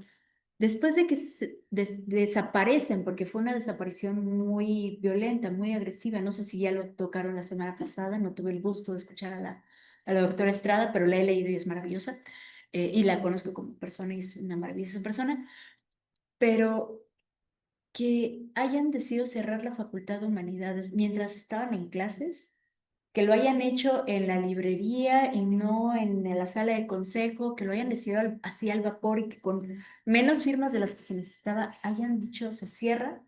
En ese momento llegaron con los investigadores de la facultad que estaban dando clases, les dicen a los alumnos, se acabó la facultad, sálganse, que sí sabían que estuvo en el edificio de los Arcos y Piña, ¿no? Les dice, sálganse y dejan a pocos docentes para hacer el inventario. De hecho, a las maestras las dejaron toda la noche haciendo inventario y no sabían qué pasaba. Una de las que más protestó y que las que dijo, esto es un peligro, y externó públicamente en periódicos, o sea, incluso la pugna de Gonzalo Santos con Manuel Nava, estas pugnas fueron públicas. Manuel Nava, el rector de la universidad, el entonces rector de la universidad, públicamente dijo a la sociedad, Gonzalo N. Santos quiere entrar y quiere violentar la autonomía universitaria por medio de esto. Me invitó a comer a su casa y me dijo esto, y lo externaban, la gente estaba enterada de qué era lo que estaba pasando. Pero fíjense cómo es esto, cierra la facultad, hay un hermetismo para hablar de la facultad totalmente. Los pocos maestros y los pocos alumnos que deciden quedarse y esperar un fallo positivo en algún momento, toman clases desde la biblioteca del Museo Regional Potosino y ella desde ahí, Emma Susana Esperati, publica cartas al gobernador en los periódicos y les dice, ¿cómo puede permitir esto? No, esto es algo brutal, pero no hay respuesta. Después de que se extingue esa comunidad, hay un periodo de silencio y al silencio le viene algo peor, la violencia. Después tenemos la década de los 70, que fue una época violenta contra los estudiantes universitarios. Y no es una casualidad, o sea, no son puntos que digas, ah, pues esto pasó ahí, esto pasó acá, pero no tiene nada que ver. En realidad sí hay una relación, ¿no? Desde la defensa de la autonomía, desde la defensa del ejercicio de la universidad, la educación pública, el ejercicio de la crítica, como muy bien menciona su maestro, todo esto no es algo aislado a nosotros o no es algo ajeno, algo que ay, ya quedó en el pasado, no. Sobre la vanguardia intelectual desde muchos frentes y que haya sido posible que confluyeran distintas disciplinas, eso es verdad. Las revistas eran misceláneas en su mayoría y no eran, salvo Letras Potosinas, que era de literatura, y hago comillas porque realmente Letras Potosinas también publicaba textos de historia, textos de filosofía, sí había una mayor comprensión, pero también una mayor interacción entre las humanidades. Actualmente no veo esa interacción tan viva o tan activa, por lo cual celebro también que se haya invitado a gente de literatura a un ciclo de conferencias surgidos de filosofía, ¿no? Es un esfuerzo por hacer ese diálogo, un esfuerzo por retender o rehacer estos puentes, porque a pesar de que estamos en los mismos edificios, fíjense cómo estamos utilizando el conocimiento, cómo estamos dialogando el conocimiento que se genera, ¿no? ¿Qué tanta interacción hay? Em, y bueno, también corresponde al intelectual de finales del siglo XIX, inicios del siglo XX, este intelectual todólogo. Pensemos que entre la gente que, por ejemplo, defendió la autonomía universitaria en los debates nacionales está Jesús Urueta. Chucho Urueta, le decían el pico del oro, porque siempre le decían el pico de oro quienes lo querían y el Pico del Oro quienes lo odiaban, porque se echaba sus discursos acá muy buenos en los banquetes y las comidas, pero era abogado. A pesar de que era abogado, hablaba mucho sobre filosofía, hablaba mucho sobre literatura, escribía. Tenemos a los modernistas mexicanos, ¿no? En su mayoría también abogados. Tenemos a José Juan Tablada, tenemos a Manuel Gutiérrez Nájera, y el hombre de cultura no era precisamente el hombre universitario. La figura del universitario, del hombre universitario, como la conocemos hoy, se forja en esas décadas, en las décadas de consolidación de las instituciones educativas en México, a como yo lo veo, ¿no? Pero puede existir otra forma de verlo y otra forma de leer México. Recuerden que no hay como una sola forma. Em, este otro tipo de humanidades, no sé si me puede repetir un poquito la pregunta porque solo anoté ese otro tipo de humanidades el que se trabaja, pero ya no recuerdo hacia dónde iba el diálogo. El comentario tenía la intención de ver hasta qué punto es complicado o no un paso metodológico para acercarse a unas humanidades que creo yo que ya no existen, o si existen por lo menos no corresponden a un espacio hegemónico en el estudio profesional. Son estas personalidades de las que ahorita nos estabas detallando un poco más, ¿no? O sea, el ejercicio investigativo que hacían estos humanistas, por llamarles generalmente con un nombre, ya no es en realidad el ejercicio que hacemos de investigación, ¿no? No. Este entrecruce interdisciplinario ya no existe. El comentario era si esto tenía algunas complicaciones metodológicas. Y antes, otra cosa que me estoy acordando, no sé si cuando comentabas de la revista de principios del siglo XX, de los estudiantes, creo que se intitula esa revista Centro, que duró hasta los 30 o hasta los 40. Era dirigida por estudiantes, que por cierto, ahí estaba involucrado Alcorta como estudiante, ¿no? Cuando era estudiante. Era una Es- revista muy buena. Creo debe que es ser el centro. Debe ser otra, pero habrá que buscarlo, o sea, es valioso. Lo que recuerdo es que eran las portadas de colores. Son como unas plaquetitas así y son de colores Ajá. distintos cada número. Igual están ahí en el centro Ramón Alcorta, pero habría que recuperarlas, ¿sí o no vale la pena? Claro, yo creo que ha de ser la misma, ¿eh? Porque justo era de colores y son unos formatos, no sé si de media carta, una cosa así, Sí, eh, debe de ser, por ahí yo debo de tener, me ha de sobrevivir alguna fotografía en la computadora, que en el celular ya no. Pero bueno, me acordé ahorita de ese detalle, y qué bueno que recuperas esa información, porque un poco quiere decir que el desarrollo de las humanidades, por ejemplo, en esos años, en los 20, en los 30, creo que llega hasta los 40 esa revista, no necesitaba en ese tiempo de una institución de humanidades expresamente como ahora la tenemos, para que la investigación en humanidades y en lo que ahora es ciencias sociales pudiera estar caminando en una entidad como San Luis Potosí. Ahora al parecer la necesitamos, pero uno pensaría, bueno, creo que es una de las etapas menos de desarrollo en nivel de revistas y demás. O sea, cuando uno empieza a preguntar por qué la revista de la universidad, de la facultad, una revista actual que está en proyecto, por qué no puede terminar de desarrollarse, por qué no puede terminar de desarrollar ni siquiera, por ejemplo, el ISSN, ¿no? O sea, tienen unas complicaciones bárbaras aquí en nuestra facultad. eh, Uno determina que el problema institucional es muy complicado, ¿no? sí, Perdón, lejos de aclarar lo de los humanistas, me fui por por otro lado y lo compliqué. no, está muy bueno porque de eso se trata, ¿no? De hablar, de dialogar. Qué bueno que me das ese dato, ya lo anoté, lo de centro. Seguramente puede ser que yo confundí el título porque busqué muchísimas publicaciones en ese momento. Entonces puede ser, hay una revista que se titula El Iris, pero a lo mejor El Iris debe ser de las culturales, pero esa revista es muy valiosa, o sea, incluso pensar o conocer cómo se leía o qué se leía de filosofía entonces, te da un norte bastante bueno.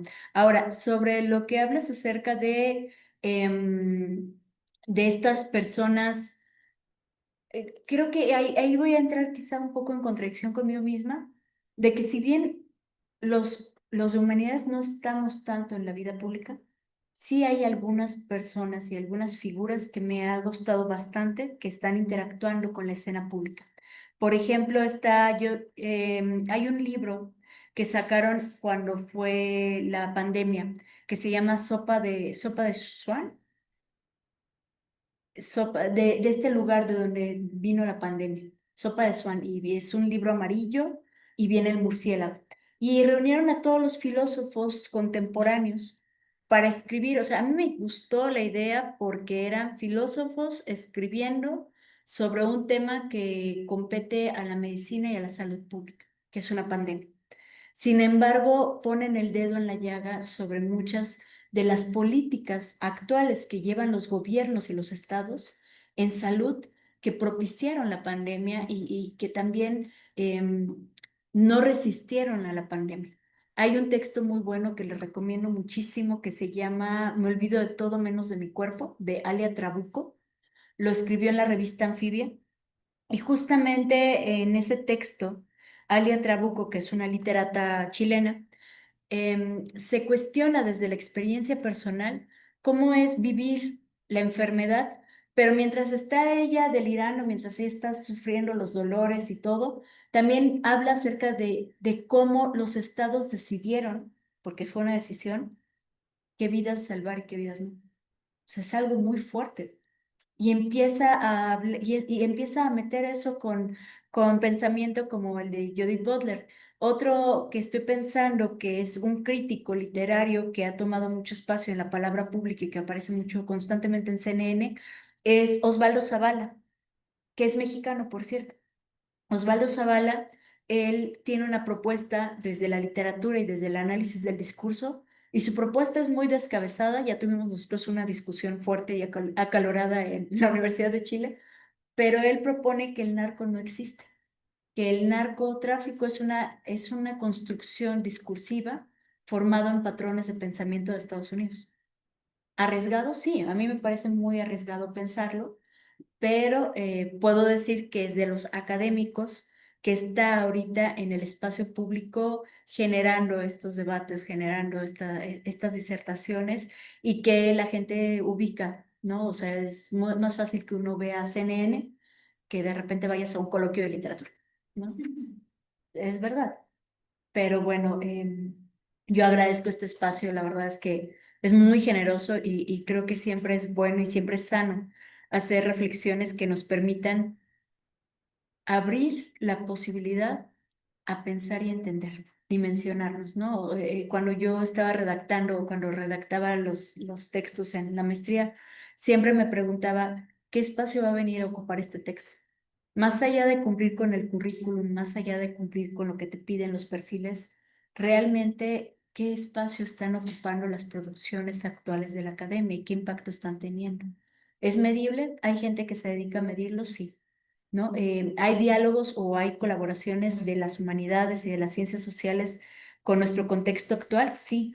Está el ejemplo de María Eugenia Vázquez Laszlo, que es una lingüista del Colmex, que ella, a partir de análisis del discurso, descompone y revela cómo están los políticos en los debates, los candidatos a presidente de la República, cómo asume el pueblo, cómo se asume así y qué hay detrás de ese discurso. Es algo muy rico. María Eugenia Vázquez Laszlo lleva 2 décadas, poco más de 2 décadas, grabando, transcribiendo y analizando discursos presidenciales solamente para conocer a partir de la lengua, a partir del discurso, qué está operando en lo político, ¿no? Yo creo que hay una infinidad de posibilidades y más que posibilidades, y que me corrija o que me acompañe en esta propuesta el doctor Guillermo, necesidades. Hay una necesidad urgente, desde mi perspectiva, de que las humanidades tomen acción en nuestro contexto actual. O sea, desde la deshumanización a mí me parece brutal y me parece aterrador que estemos en las partes educativas, siendo muchas veces forzados a utilizar inteligencia artificial y enseñar a los estudiantes a desplazar el pensamiento autónomo, el pensamiento creativo y confiarse en lo que hace por algoritmos, imitar, recopilar e imitar. Hay muchísimo sobre filosofía de las ciencias y filosofía de la tecnología, que yo creo que podrían hacer un evento sobre eso, que urge hablar de eso.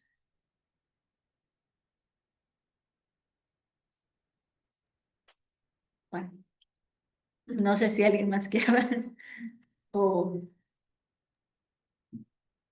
Bueno, hablando pues sobre todo de esto de los espacios, ¿no? Que pues hacen falta espacios. Bueno, es más como un comentario, creo yo que es más, o sea, se va un poco más por lo de que ahorita en los espacios, pues son las redes sociales, ¿no? Y bueno, es lo primero que a mí se me viene a la mente, ¿no? Y justo como este grupo de intelectuales de ahora.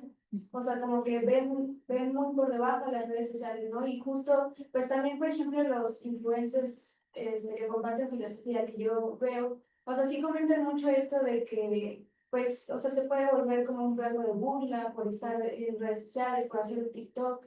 Entonces, no sé, o sea, por ejemplo, hoy en día el hacer una revista, pues, todavía entra del lado de lo académico, ¿no? Pero hacer redes sociales, pues ya no, o sea, se sale completamente y pues es como muy penalizado, ¿no? En el mundo académico.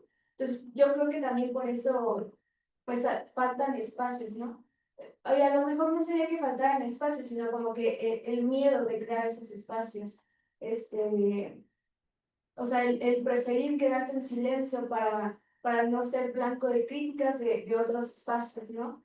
Que consideramos más importantes. Por entonces eso. Y también tenía una pregunta sobre,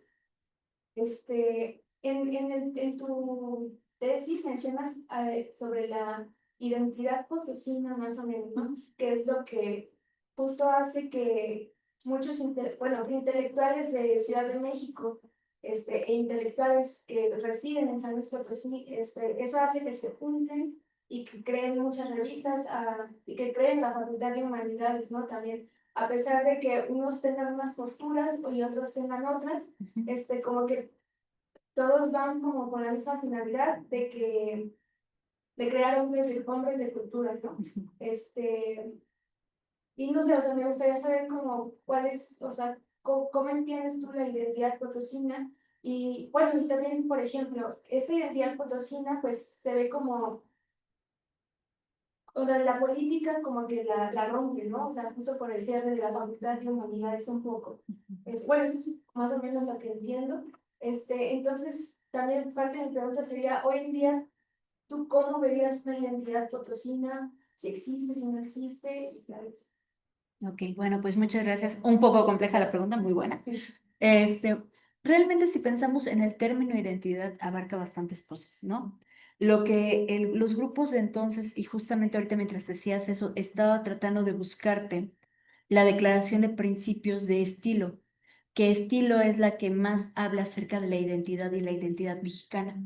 Y precisamente estilo justifica su necesidad de rescate. Dice, tenemos que rescatar lo que somos, lo que nos identifica, lo que nos pertenece. Y va también muy enlazado con la historia, el tema de la historia, quiénes somos, ¿no? Para allá va. Ahora, voy a leer, de ahí viene la propuesta que se hacía a estilo. Abrosita, la urgencia inaplazable de afirmar nuestra nacionalidad y de iniciar con paso firme nuestro porvenir nos impone la obligación de cesar con las improvisaciones, de dejar de construir en el vacío y edificar en firme. Para ello será indispensable cobrar conciencia de nosotros mismos y precisar con claridad nuestra vocación y no solo solo nos será posible, perdón, crucé dos palabras, y solo nos será posible apoyándonos en nuestro pasado, en un pasado integral, sin mutilaciones de ninguna especie, sin omitir una sola de sus épocas, sin olvidar una sola de sus fuerzas espirituales, raciales, geográficas, sociales, que en el transcurso del tiempo han venido conformando al México actual, considerándolo como un pueblo, como cultura, como problema. Se trata de encontrar la génesis de lo que vale en nosotros, así como las causas de nuestros dolorosos problemas. Estilo se propone, y ahí está la declaración tal cual, cooperar con su modesto esfuerzo al propósito señalado líneas anteriores. Ellos están justificando gran parte de esta identidad en el rescate de lo histórico, en el rescate de lo que podría definir México. Pero también hay un trabajo muy interesante, muy valioso, que ahorita, bueno, no sé, no he visto a la doctora Irma Villasana. La doctora Irma Villasana Mercado, si te interesó este tema, te puedo recomendar el artículo. Es El humanismo mexicano en las revistas. Se entiende de maneras muy diferentes e incluso pensar en la identidad se entiende de maneras muy diferentes en las revistas. O sea, no muy diferentes, pero sí se entiende de maneras diferentes a partir de las revistas. Porque mientras que las revistas de raigambre potosina, como son Letras Potosinas, que empieza por la Bohemia Potosina, y Estilo, tienen más esa afiliación o esa conexión con lo potosino, y por eso puedes ver el énfasis y el esfuerzo por hablar de autor, por hablar de autores potosinos y siempre estar con Juana Meléndez, recomendar Jesús Medina Romero, bueno, que Jesús Medina Romero no era de aquí, si no me equivoco, era de Guanajuato, pero hay un afán, incluso en una revista, hablando de eso, en Estilo, ponen que Amparo Dávila era potosina en un pedazo, y Amparo Dávila no era potosina, era zacatecana, pero esta obsesión de decir, esto es lo potosino, esto es lo nuestro. Y en contraste, tú puedes ver otra idea de identidad, que es lo que yo les leía al inicio de la Facultad de Humanidades, que te habla más de un contexto también nacional, pero no tanto de añoranza al pasado, sino te das cuenta que ahí hay una conciencia del sujeto de cultura como un sujeto político, un sujeto articulado, un sujeto que puede ejercer y que puede impactar. Es lo que a mí me parece. ¿Tú tienes alguna opinión similar, Guillermo? Hacen una muy Sí, buena pregunta sobre la identidad en las revistas, ¿no? Y cómo se construye esta identidad. Yo le apuesto a que hay una diferencia o que es visible esa costura entre lo potosino y lo nacional. Sin embargo, no se alejan del todo porque estamos en este periodo del humanismo mexicano. bueno, sí es una cosa complicadísima lo de la identidad, que es algo que creo que ha estado rondando en las reflexiones del proyecto. Yo personalmente lo que creo es que, a fin de cuentas, estos impulsos de modernización, vamos, de vanguardia intelectual, eh, dentro de sus finalidades también estaba la finalidad de construir la nación o lo que ellos llamaban la pequeña patria, que es San Luis, ¿no? La ciudad de San Luis. Yo creo que ahí habríamos que tener en cuenta que hay una configuración de lo que es ser potosino. Y hay alguna cosa que creo yo, casi como intuición, porque no tengo la seguridad, de que a partir de esos años, ya ser potosino es aquella persona que o nace en la capital o se desarrolla a partir de los valores de la capital.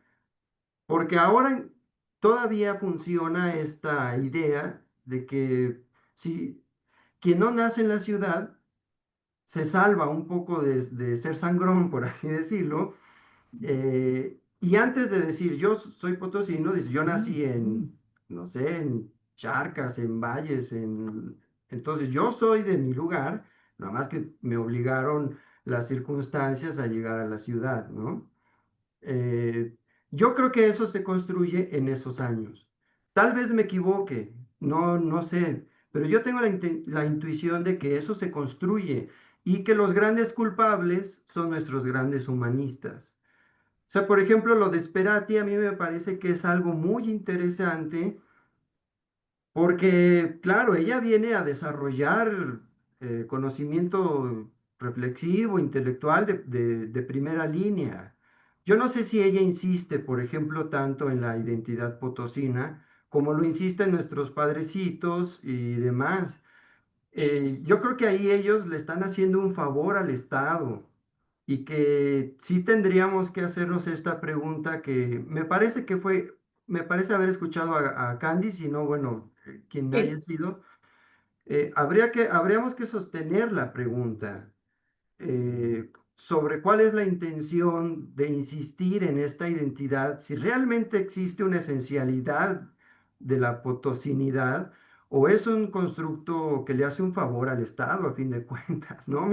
Yo voy por lo segundo. Eh, y ahí en el término intelectual reflexivo de acercarnos a estos autores y autoras, habría que ver hasta qué punto eso fue un favor.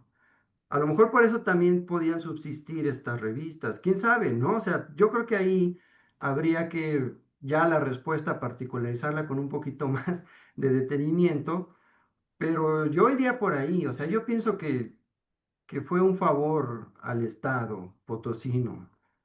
Eh, y no sé, por ejemplo, los extranjeros, las extranjeras, hasta qué punto ellos se hayan creído esto. Yo pienso que no, que era una cosa ahí pues, de sobrevivir, ¿no? Sí, pues justamente, por ejemplo, el Corta, que era potosino, él no tenía este énfasis en la potosinidad, ¿no? Él habla del hombre de cultura y el hombre de cultura nacional.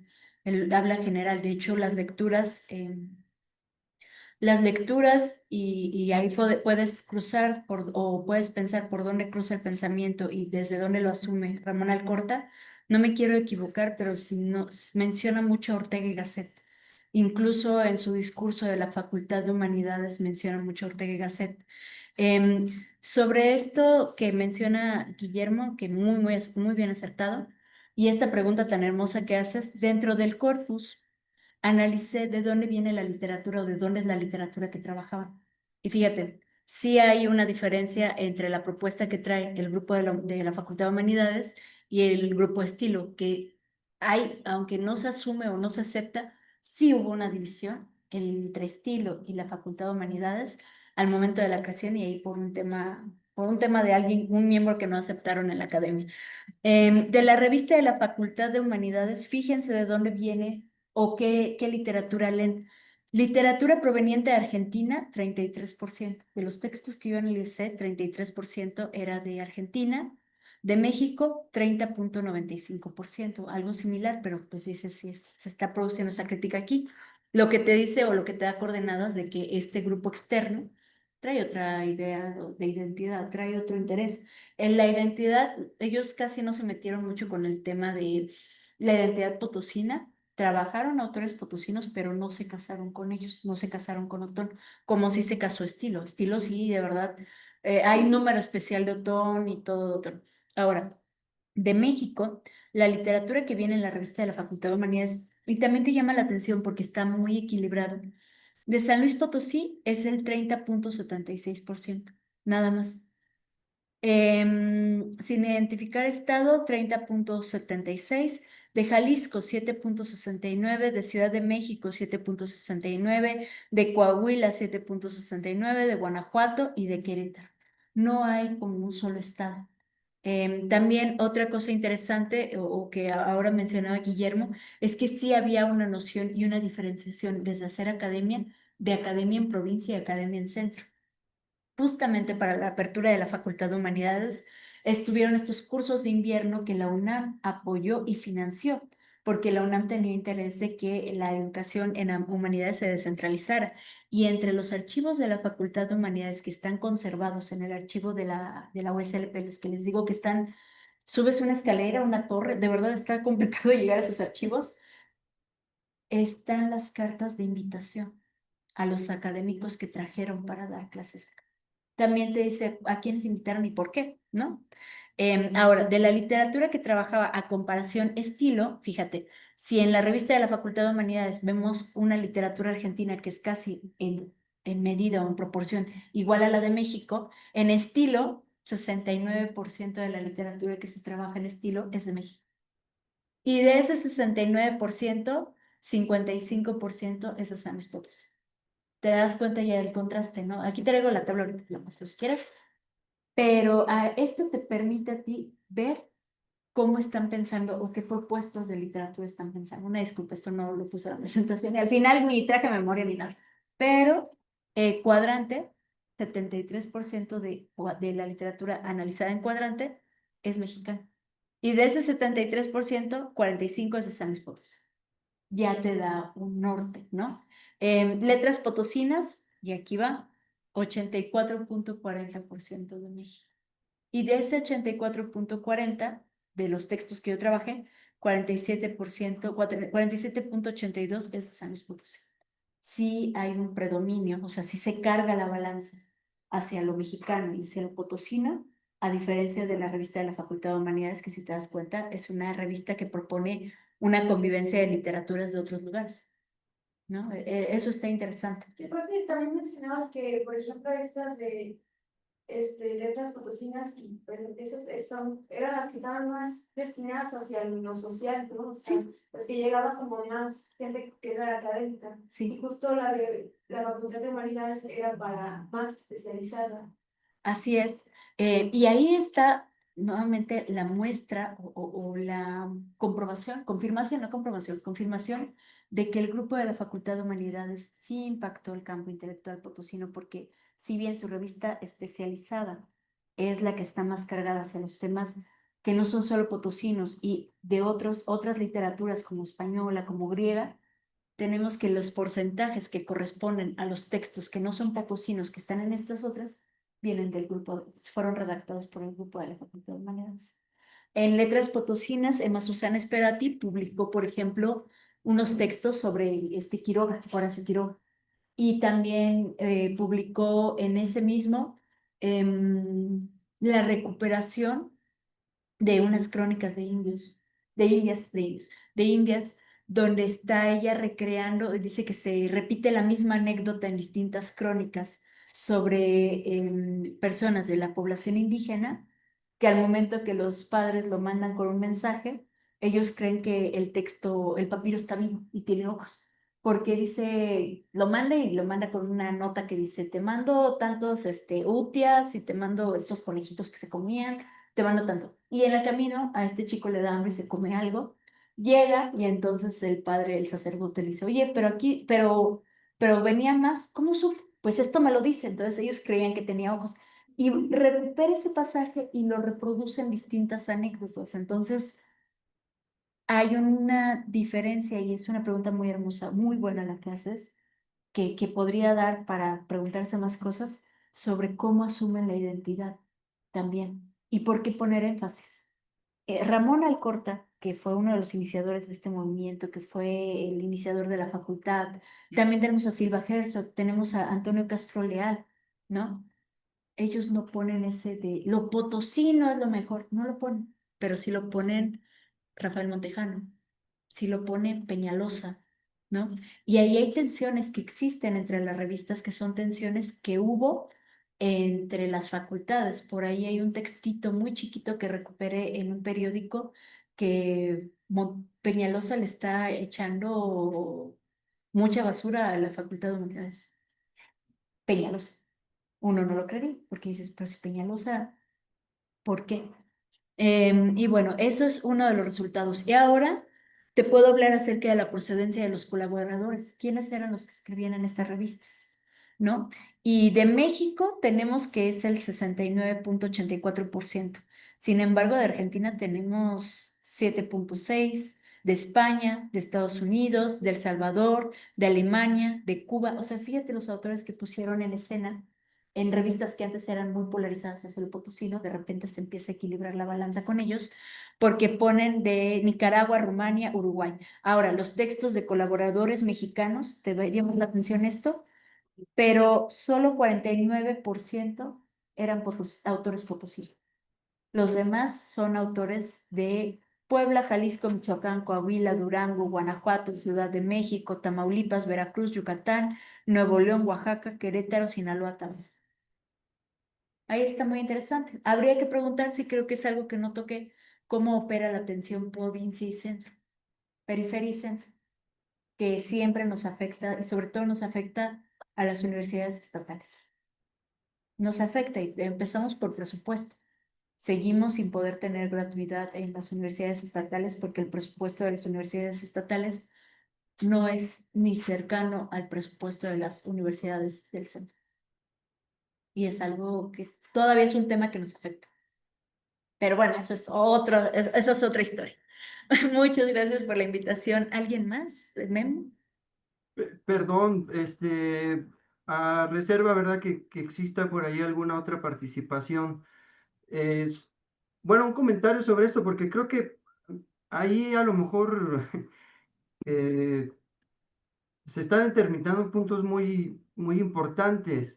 O sea, yo estaba pensando en esto que respondían ahorita, eh, ¿por qué se está poniendo más atención, por ejemplo, en la reedición de textos de parte de la universidad? Otra vez, están estos personajes, sobre todo Montejano, Peñalosa, lo están reeditando. O sea, ¿por qué no reeditan a estos otros autores o a estas otras autoras? La misma universidad.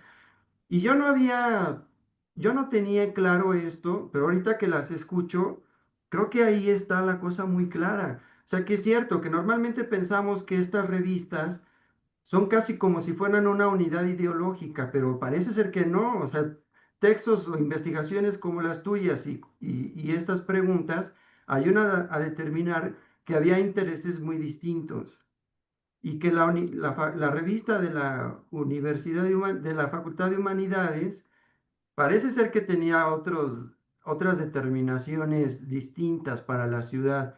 Y ahorita recordando, a partir de lo que decías del discurso de Alcorta, si mal no recuerdo, ese está publicado en el primer número, ¿no? De la revista. Alcorta dice que hay que descifrar al nuevo universitario. Y yo creo que esa jugada política, muy bien por debajo, digámoslo así, por ahí va la cosa. O sea, yo no lo tenía tan claro hasta ahorita. Yo creo que por ahí va. O sea, ¿por qué no se reeditan estos autores? ¿Por qué no se reedita Sperati, que es importantísima? Creo que hace 2, 3 meses una chica de la facultad se tituló con una investigación al respecto. Habría que revisarla, ¿no? Y ver por dónde van las investigaciones. Y creo que era de letras. Porque, por ejemplo, Sperati dio clases de filosofía en aquella facultad. O sea, o sea, tendría que haber ahí una importancia muchísimo más allá de lo que precisamos, de lo que es. Yo creo que apenas se están abriendo estas investigaciones. Ustedes lo han estado empezando a abrir, Yolanda, por supuesto, etcétera. Y bueno, ahí está un poco este tema de la identidad. Yo creo que da para publicar varios articulitos o incluso una tesis al respecto, ¿no? Ahí, Perdón. sí. No, sí, completamente de acuerdo contigo y justo apuntas algo muy acertado, más que la potosinidad, que mientras estilo sí habla de la potosinidad, la revista de la Facultad de Humanidades habla de el universitario. Y lo tienen bien claro y porque era la batalla discursiva que estaba librando. Ahorita, si quieren que terminemos, les puedo mostrar las fotos. Hay una foto en la cual hubo una pelea muy fuerte para la reelección del rector y se iba a reelegir Manuel Nava. Y Manuel Nava había sido amenazado por este grupo político antagónico que le decían que no se reeligiera. Y él en algún momento dijo, pues ya abandono, pero la Facultad de Humanidades, Ramón Alcorta y toda esta gente le dijeron, no, vas, te apoyamos. Y cuando terminan las elecciones, sale en brazos de los universitarios y se van a tomar un café a la lonja, si no me equivoco, con la gente de la Facultad de Humanidades. O sea, ahí hay una actuación 100% política del intelectual. Y no era el intelectual solamente potosino, ¿no? Em, Aquí les traigo varias fotos, traigo la foto de Vasconcelos echándose un taquito en el sol de San Luis. Y también traigo estas tablas, yo soy fan de las tablas. Por ejemplo, cuando hice mi investigación me dijeron, pero ¿por qué le metiste herramientas cuantitativas? Porque me voy a los porcentajes, si te das cuenta. No me gustan las aproximaciones porque pueden ser un poco ambiguas. La mayoría de los textos, bueno, yo quería decir cuántas, a ver, muéstrame cuáles. Y pues aquí están. Entonces, todo está en tablas. Y la procedencia de los autores analizados también te da un norte de qué autores querían leer. En las 4 revistas se encabeza el porcentaje de autores analizados mexicanos, pero ya cuando hablamos de otros países, ya se empieza a desnivelar la balanza y se empieza a modificar. Si quieres, ahorita, Candy, lo comparto contigo para que lo puedas ver. Igual está en la tesis de maestría, está publicado por el Colegio de San Luis, es de libre acceso.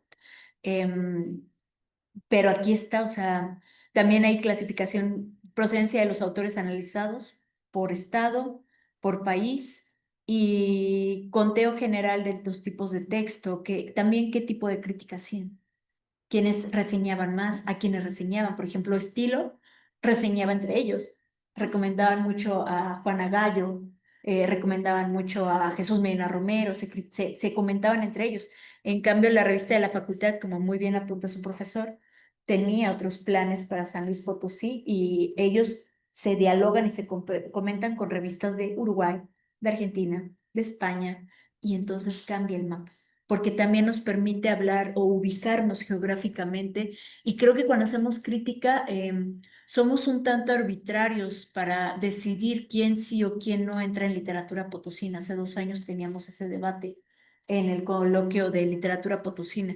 ¿Qué es o qué no es la literatura potosina? Hay autores que no nacieron en San Luis Potosí, pero su literatura versa sobre los motivos potosinos. Hay autores que son de San Luis Potosí, pero todo lo que escriben está fuera de. Y son decisiones que hacemos que también entran dentro de las políticas para decidir qué es literatura regional, que en literatura tenemos ahí todo un debate de si regional limita, si la literatura regional secciona, son criterios y creo que también desde la academia se vale repensar los criterios a partir de preguntas valiosas como esta, ¿no? Entonces, bueno, pues, muchas gracias. Bien, no sé si hay alguna otra pregunta. Es viernes por la tarde, son jóvenes y son universitarios, así que yo creo que la pregunta es, ¿ya me puedo ir? No. Bueno, si no, te volvemos a agradecer, Mariana, muchísimo. La verdad que hayas podido venir de manera presencial, hacer el esfuerzo. Este, yo no sé si pudiéramos terminar, si nos quieres compartir algo que estés haciendo últimamente, ¿no? Y que esperamos que no sea la primera y la última vez que vengas a acompañarnos, a compartir pues las investigaciones que estás haciendo, los trabajos que estás realizando, pues en finalidad de seguir con las investigaciones al respecto. Te agradecemos demasiado y bueno, no sé si por último quisieras compartirnos algo para terminar. Muchas gracias. Bueno, pues es un honor. Yo estoy encantada y estoy muy emocionada. Y estoy emocionada de ver nuevas generaciones también, tienen bastante ímpetu, que son bastante inteligentes y tengo mucha fe en estas generaciones.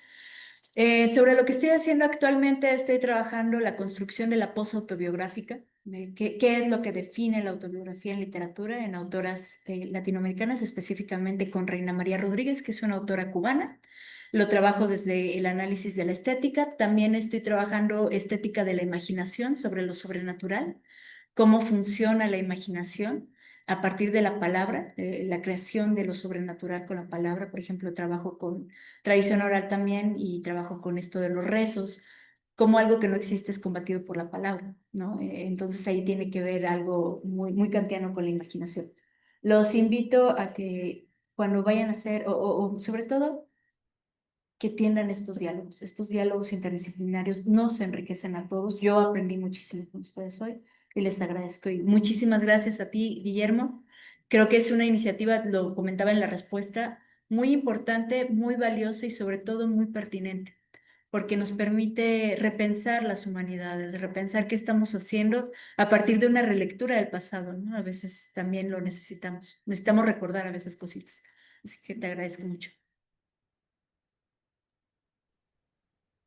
No, muchísimas gracias, Recuerdo que en Morelia está el laboratorio de oralidades, ¿no? El ANMO, sí, de hecho, actualmente trabajo ahí en la UNAM, Campus Morelia. Cuando gusten visitar, ahí estamos a la orden. Estoy en el área de vinculación, entonces sí, pueden visitar el ANMO y tenemos otros, está la CIPI, el Laboratorio de de Impresos y Culturas Populares, y próximamente trabajarán con el archivo fílmico, así que también cuando quieran darse un recorrido me avisan y bienvenidos. Gracias. Bien. No. Qué bueno porque me acordaste que me deben una grabación. Les voy a escribir. No, muchísimas gracias, Mariana. Bueno, te dejamos y yo creo que ahí a lo mejor alguien interesado, interesada se acercará contigo y podrán, platicar. Yo me vuelvo a disculpar un poco por las circunstancias.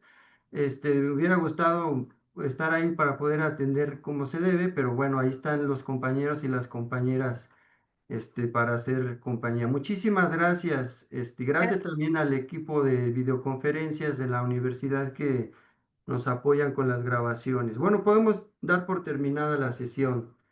Muchas Este, gracias, buenas noches. hasta luego, que estén bien.